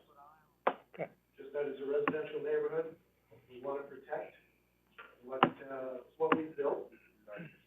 And we don't want to devalue property values. Thank you very much. You're welcome. Thank you for your comments. Just for proximity's sake, we'll go to this gentleman who's here, and then there's a gentleman in the back. You're up. Hi, Commissioner and all the members, committee members. My name is Kuriakos Pandigot. I am staying in that area almost 22 years. And my wife also here.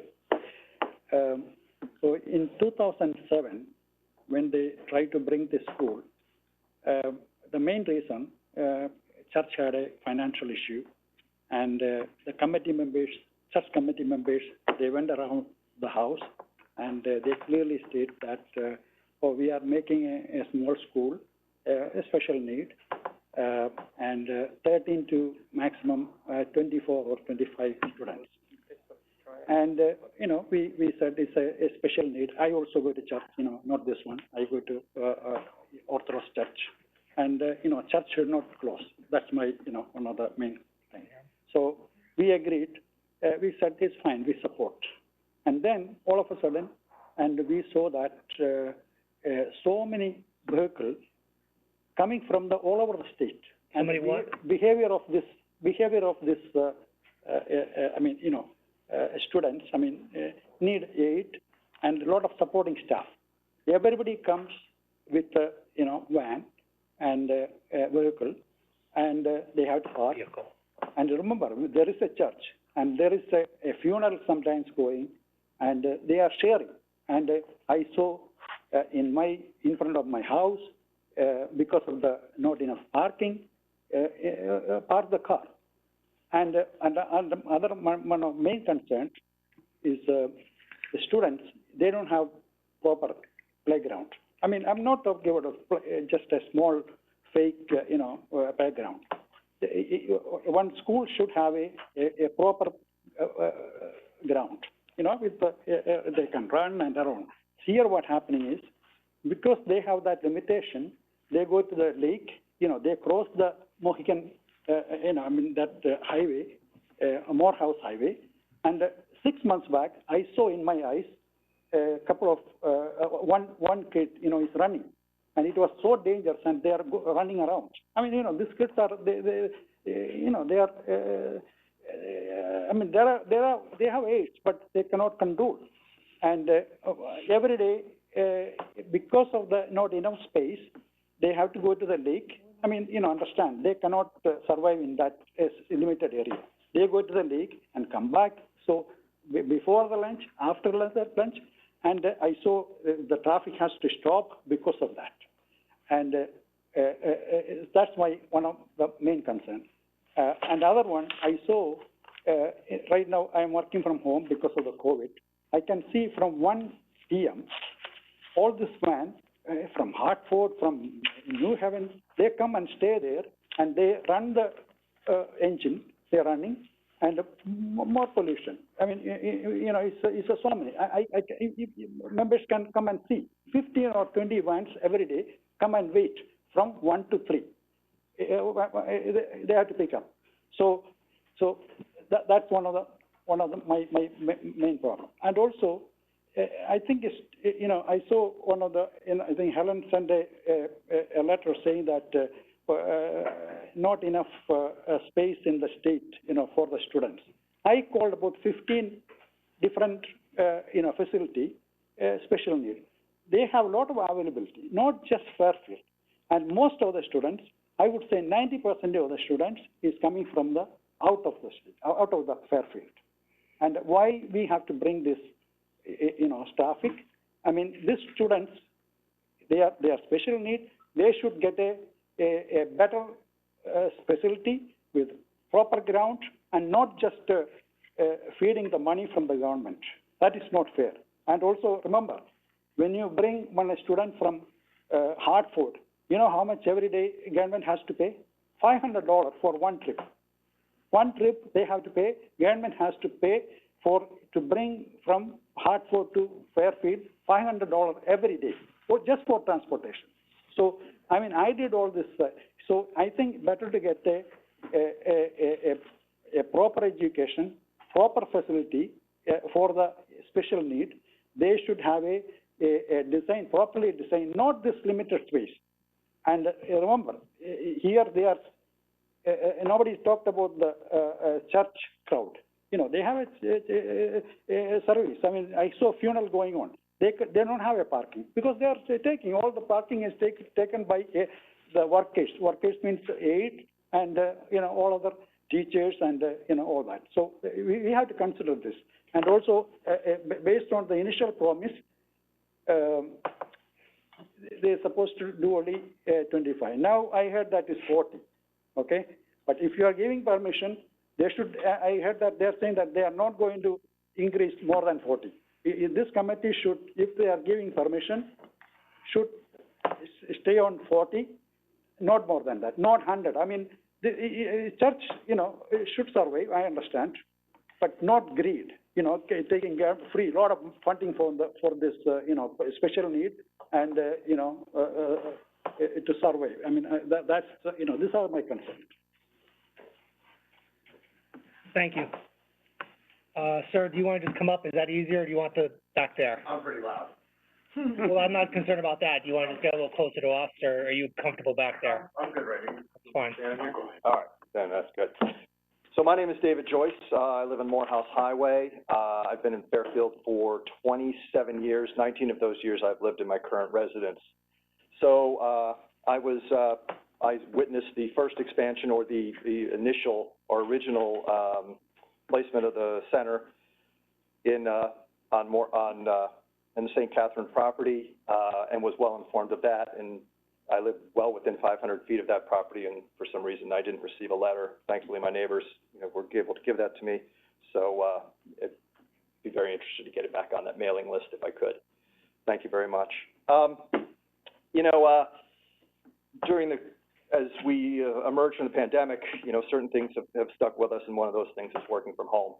Me, like my neighbors, I spend a lot more time at home. I'm there every day, all day, for better or worse, and I witness exactly what goes on. I see the kids going around the parking lot during the day. Those are kind of pleasant sounds, right, as opposed to some other sounds that I hear up and down Morehouse Highway. So I'm not opposed to that. And while I do think that the center has not been a bad neighbor, I just don't think they've been a particularly good neighbor either. I haven't seen the lighting plan. I'm encouraged that there is going to be a change to the parking lot lighting, because it is not conformant to several sections of the code currently, both the parking lot lighting and the lighting on the building itself.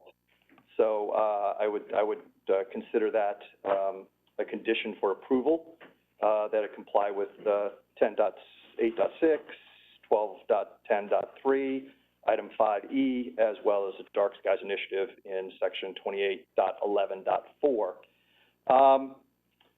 Regarding the parking lot, I think there's vehicle storage that occurs in that lot. I think there's 10 to maybe a dozen vans, about that approximately, that are stored in that parking lot at any point in time. Maybe during the day when they're going back and forth, they're not in the parking lot, but certainly over the weekends and any other times of the day. So that restricts the amount of available parking for the remainder of the parish for events of, you know, funerals and church services and whatnot. The center does avail itself of the parking lot of Lake Mohegan for events. I see the staff over there parking and walking through. I have no issue with that. You know, but I do think that there's a big opportunity here to, be a better neighbor also. Looking at that first drawing up there, you don't need to put it up, but, or if you can, if you want, that first illustration that shows the overhead view of the property. Would you mind be able to put that up? Thank you, Ms. Harrigan.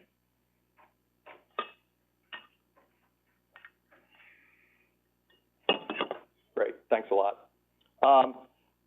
There's a tremendous opportunity here for solar. Look at the amount of roof square footage there, and none of it is shaded by trees, or very, very little, if any, is shaded by trees. The town of Fairfield has led the solar initiative, so I think that certainly would be important. There's going to be an impact to this expansion, certainly on the environment and on the neighborhood. Certainly incentives for solar, I really don't think it would add that much to the cost, and certainly over the years, probably would be a benefit. Okay, so I would propose that, that should be a strong consideration, especially in the town of Fairfield. Thank you very much. Mr. Joyce, what was your address, just so I can make sure? 923 Morehouse Highway. Appreciate that, Attorney Fallon.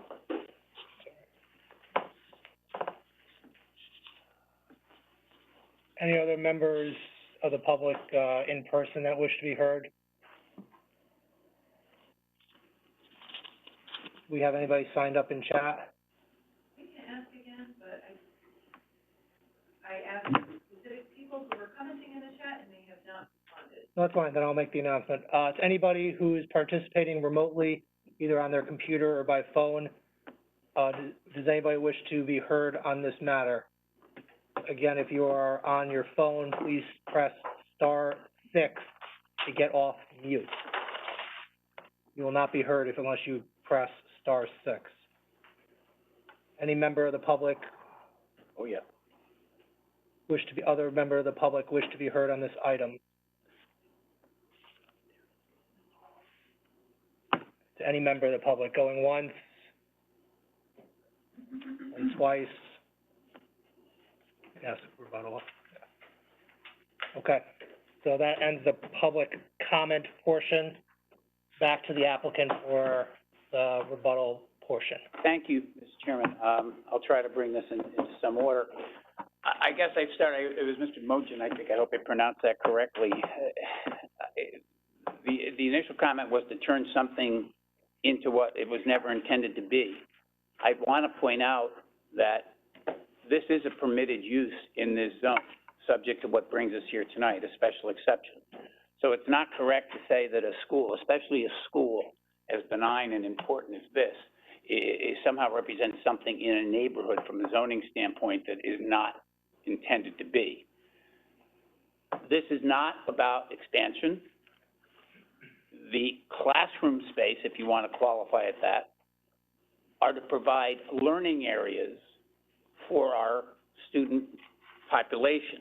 There's a reference to a laundry, but this is basically a learning opportunity, a therapeutic, an occupational opportunity for some of the students to experience. So there's no agenda here where we're adding classrooms and we're going to start pushing enrollment.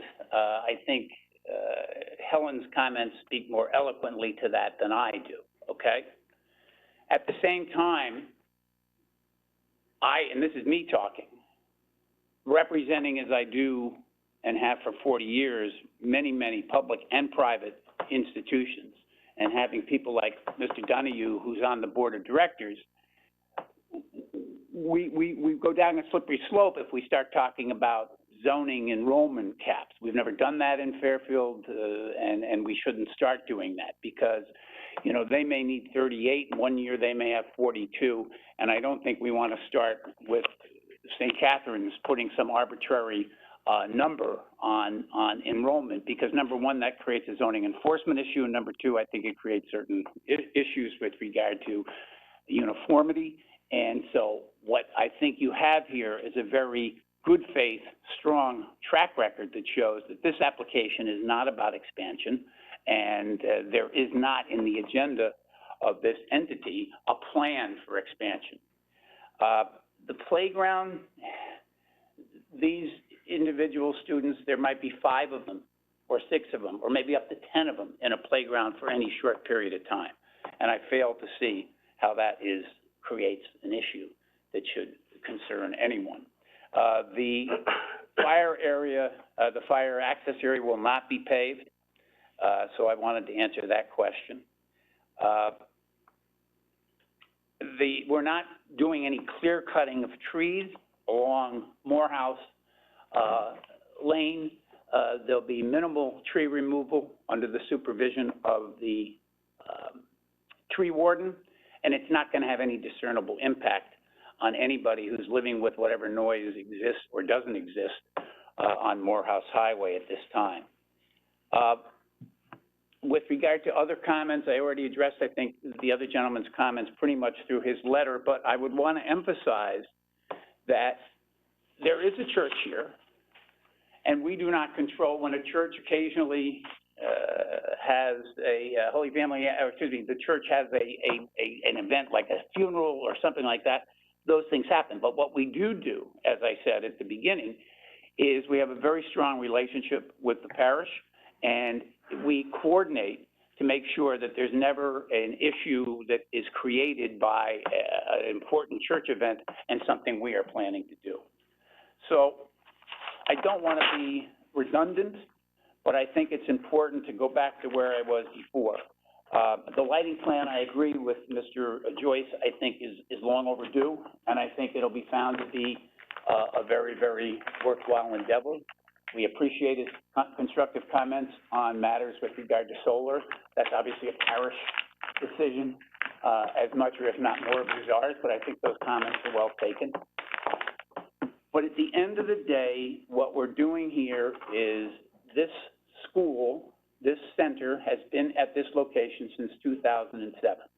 I think you would find from the vast majority of neighbors that its operation has been sensitive, it's been benign, and that's because it stirs a very important and underserved portion of our population in need of the services we provide. We stagger our drop-off and pickup. We ensure that we're well coordinated with the parish with regard to the activities that we engage in. And we're careful with regard to enjoying the relationship that we've developed with our neighbors over all these years. But at the end of the day, this is a modest application that allows us to add to our facilities, not for purposes of increasing enrollment, but to provide the services and space we need to take care of the individuals that we seek in our mission to assist. And I haven't heard anything here respectfully that would dictate or warrant consideration not to approve this application. I can recommit to the neighbors who spoke and all of our neighbors that we'll continue in every way to communicate and successfully maintain the relationship that we have for the last 17 years with our neighbors. And I think the fact that we have, with all due respect to the people who spoke tonight, and I appreciate their comments, but we've got a lot of neighbors. We wrote over 200 people, and I think most people appreciate the work we do and appreciate the way we do it and the sensitivity with the way we do it, not only to the students that we serve, but also to our neighborhood. So I don't want to be redundant. The hour's late, and we're all back in person for the first time, and I'm still talking as much sitting down as I did getting up. But I do hope you'll consider and approve this application. This is a most worthy entity. And what we seek to do here is simply to improve our facilities so that we can improve and improve our programs for those students who are there now and who rely on the services we provide. Thank you.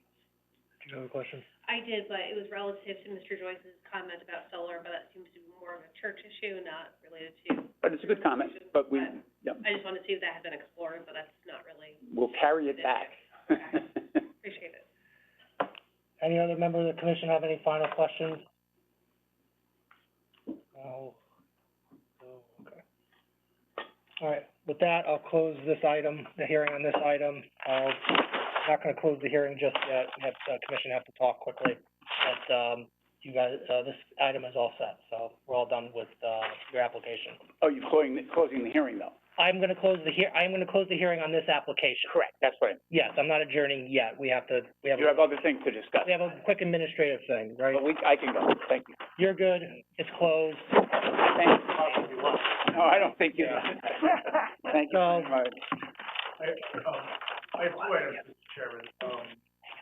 One is, I have to, a deadline to publish for our next meeting is tomorrow, so we need to know, what you guys want to do going forward. The legislature has extended the ability to remain remote.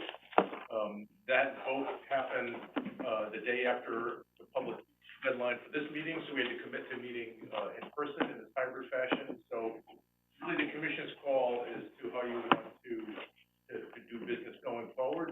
You don't have to commit for the rest of the calendar year, but I just line on what your preference is for the very next meeting as to whether you prefer to meet in this setting as we did this evening, or go back to being, remote. Do you have an idea as to what the meeting will entail next, in 2 weeks? The two items for hearing? Yes, and Yes. I specifically doesn't include that, the big eight, It big is app. not. I had a conference with the applicant's attorney yesterday, if you're referring to the 15 Uqua Yes. 8-30G application. That hearing is gonna start on June 14th. We have a couple of smaller applications we wanted to try to get through the system before they get log jammed behind that particular application. So, the matters for hearing that we are gonna schedule for the May 24th meeting are a two-lot subdivision. Yeah, and that's what we saw today, really, yeah. Yeah, and Southport School is not the 8-. No, and that's, it may or may not be material to everybody, but, so that's not the dilemma, but the choice we have. Nothing is concrete, because we can always go somewhat back and forth. We just need to give some guidance as to whether we wanna continue in this or go back to remotes. At least, you know, I don't know what I would prefer to do ultimately, but I think it's probably worth trying this one more time, maybe with one contentious one, the, June 14th, to see how well that does. We did Beach Street remotely, so we've done contentious ones with success, I think. We've done in-person completely contentious before this. Hybrid, we have not, had that opportunity. So, I open it up to the commission, as to what they wanna do. I mean, I'd like to see us going forward in a hybrid model if we can accommodate that. I feel comfortable from my own personal perspective, and I think people, from what I've heard from the community, really wanna see a hybrid model, in play. That's just Okay. my 2 cents. I mean, it gives us the flexibility, if, get sick, Commissioner Braun's doing it remotely, we still always have that flexibility to be remote.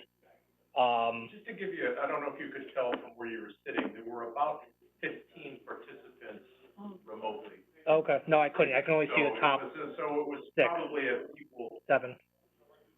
well, that's what's left presently. Yeah. It was about an equal thing, we'll see. How many can this room accommodate? Well, that's the question. I'm looking at the chairs here, I'm guessing approximately 40. I mean, I can count them, but with my head count, it was 7. approximately 40 folks. 4, 6, 7 crossed, and And I'm wondering, can these tables be adjusted so they face us versus kind of being awkwardly placed? They can.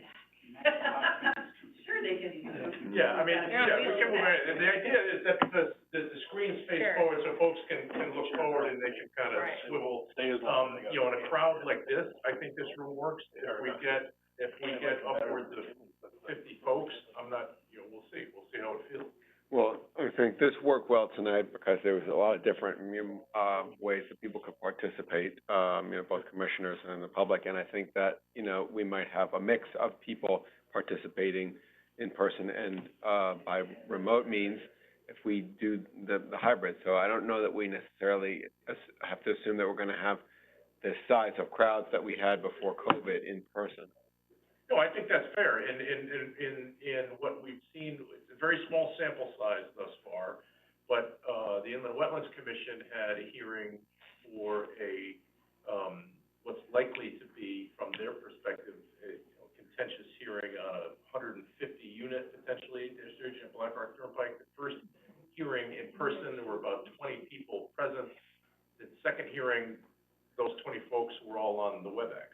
So it's been a mix. I think, from the public perspective, they're still gonna have that same ability to participate, whether they're present in person or on WebEx. So what we just don't know is what their choice is gonna be, is to be in person or be remote.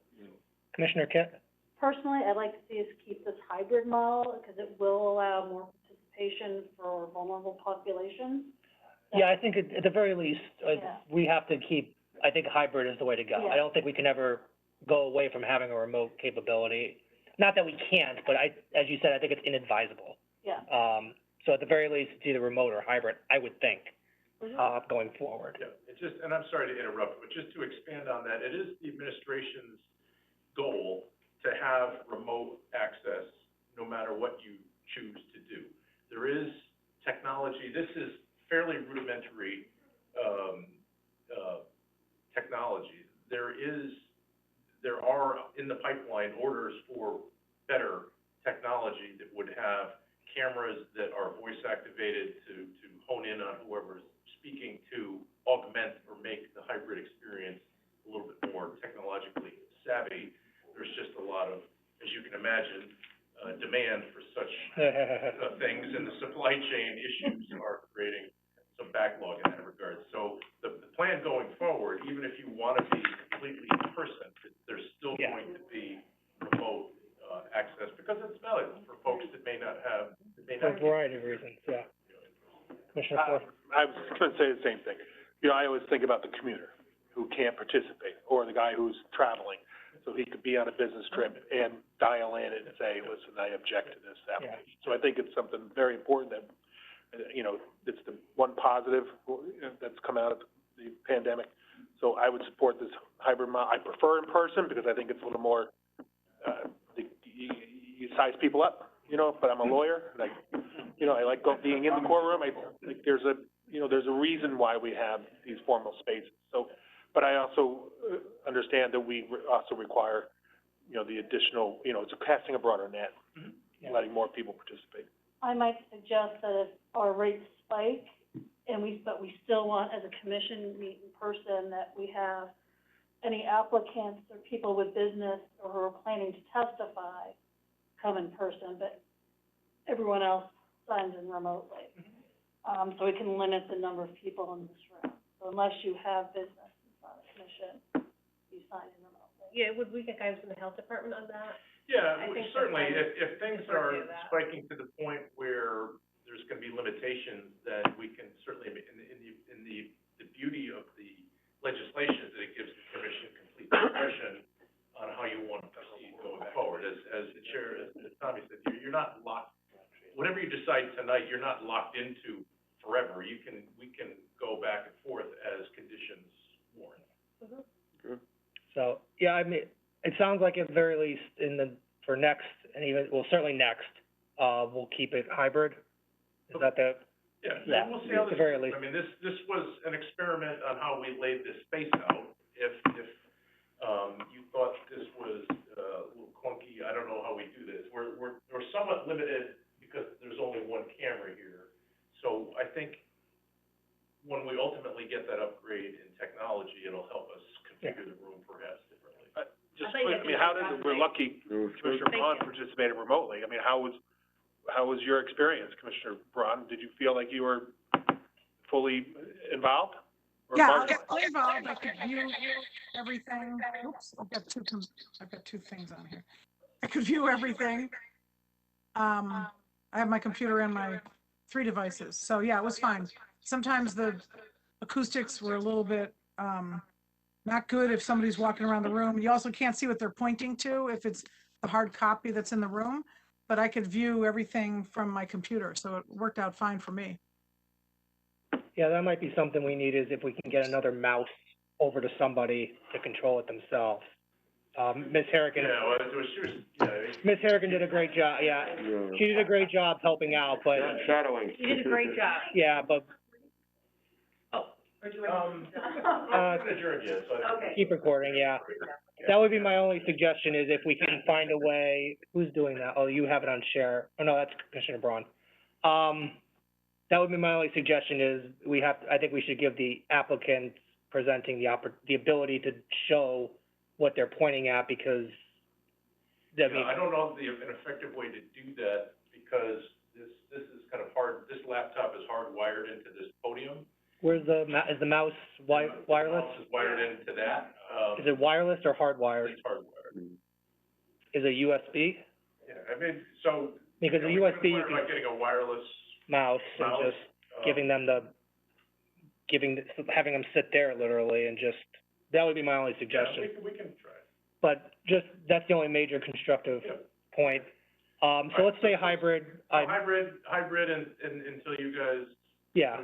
Then we need to think if, whether this room is gonna have capacity. I don't know how many folks are gonna come on that whole room thing. I mean, it says the capacity there, but not seating wise, seating wise, it's 50. I don't think we want standing, but we'll worry about that, I guess, when we cross it. It'll be interesting with the UNCLOS, Yeah. application, because that will, Just litmus test it. that's going to be a litmus test in many ways. I mean, I've said in the past, I think I've been addicted to the remote, selfishly, as far as getting home and stuff, but, hybrid has been great so far. I like being in person. Let's see where we are in 2 months almost. Yeah, we can get a few meetings under our belt, and then you can have another discussion. Very good. All right, good. So that's good guidance for me for tomorrow's publication, so thank you.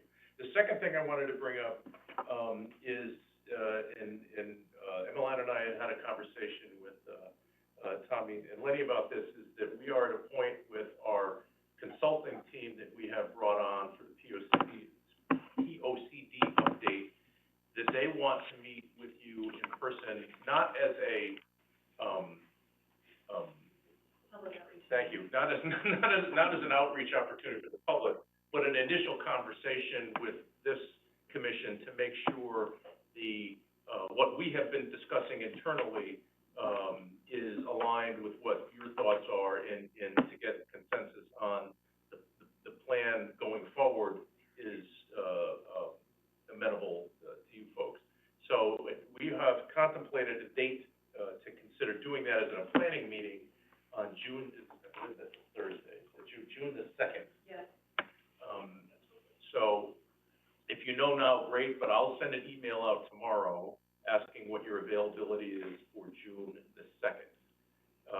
It will be an evening meeting in person, probably likely at Town Hall. While it will be a public meeting, it's not gonna be a public outreach session. It's gonna be a conversation with our lead consultant, with us and you on how we see the direction of this path going, to make sure you guys are, on board with that. And if not, then how we change that path. 6:30 start time, and if is that the idea? It's flexible. If that's the Okay. time if you're comfortable with, we can make it 6:30. All right, well, you'll send an email out, and we can Yeah, all I just respond want to accordingly. give you a heads up that that's what that's all about. It's not a big public outreach thing. That will happen subsequently. This is just an initial conversation, introduce you to our folks that we're working with in what we've discussed thus far, and how, what they've been doing is taking a deep dive in all the materials that we've given them on where we've been since we started this. They're catching up on the outreach, output that we've provided to them, in coalescing all that and how they kind of envision the path forward, and we're anxious to share that conversation. Go ahead, Commissioner Harris. Yeah, can you just tell me the information that you guys put together, I think this is like 2 years ago now, with those workshops, the Yep. public workshops? That would be helpful just to revisit those just for myself, because I Sure. wasn't on commission then. They're on the website. Oh, they're on the website, even better, okay. And they're still relevant, I assume? Absolutely, they absolutely are, and that brings up an excellent point as to whether, maybe as part of this meeting, we can do maybe a quick, I'll have to think about that, but perhaps maybe take a bite of time out of that agenda to kind of quickly recap where we've been, and where we are, and there might be some value in doing that. Certainly catching up those folks that weren't with us as commissioners, at least, when we were doing that. So that's a good point. Yeah, even But if we you can think, certainly send you, at a minimum, we will cast out with this note, we'll put together a set of links so you can easily click to find out what, the output that we've put together thus far. if you think, a summary and, how you do your staff comments, is easier, or, something we can Yeah, look let for, me, however you, we'll chew chew on it. on that a little bit. Emmeline and I will put our heads together and come up with something that'll be meaningful for those folks to catch you up. Were they not available for Tuesday? I'm sorry? Were they not available on a Tuesday? Yeah, we were looking at some dates, trying to coordinate our schedules. We wanted to do this on, not as a regular meeting anyway, Oh, I just as a separate Like the third standalone meeting, Tuesday just as a or focused first Tuesday? discussion. I mean, 'cause we tend to keep Tuesdays open. Yeah, we Keep tried, but days. we, that was what, They, worked they best so weren't far. available. what's that? They weren't available. Correct. Well, So, again, you don't have to commit to anything right now, I just want to give you a heads up, you're gonna get an email tomorrow that asks, I mean, it's, if you know now that you're not available for the second, that might be helpful, we can kind of perhaps push out a little bit farther, but Did they give you Thursday the 9th for chance? we didn't get, we're trying to do it sooner rather than later, we can, Yeah, I think I have a commitment for the second, but I suppose I can. okay, well, take a look when you get home, if we had to go beyond that, it would have to be the week of the 13th of June. I'm gonna be away that 6th through the 10th of June. So I wanna, Yes, you should be here, yeah. so if June 2nd doesn't work for a majority of folks, then we'd have to push out another, 2 weeks. So anyway, that's just a quick background, we'll give you some background links to help kind of put the pieces of the puzzle together for you. That's it.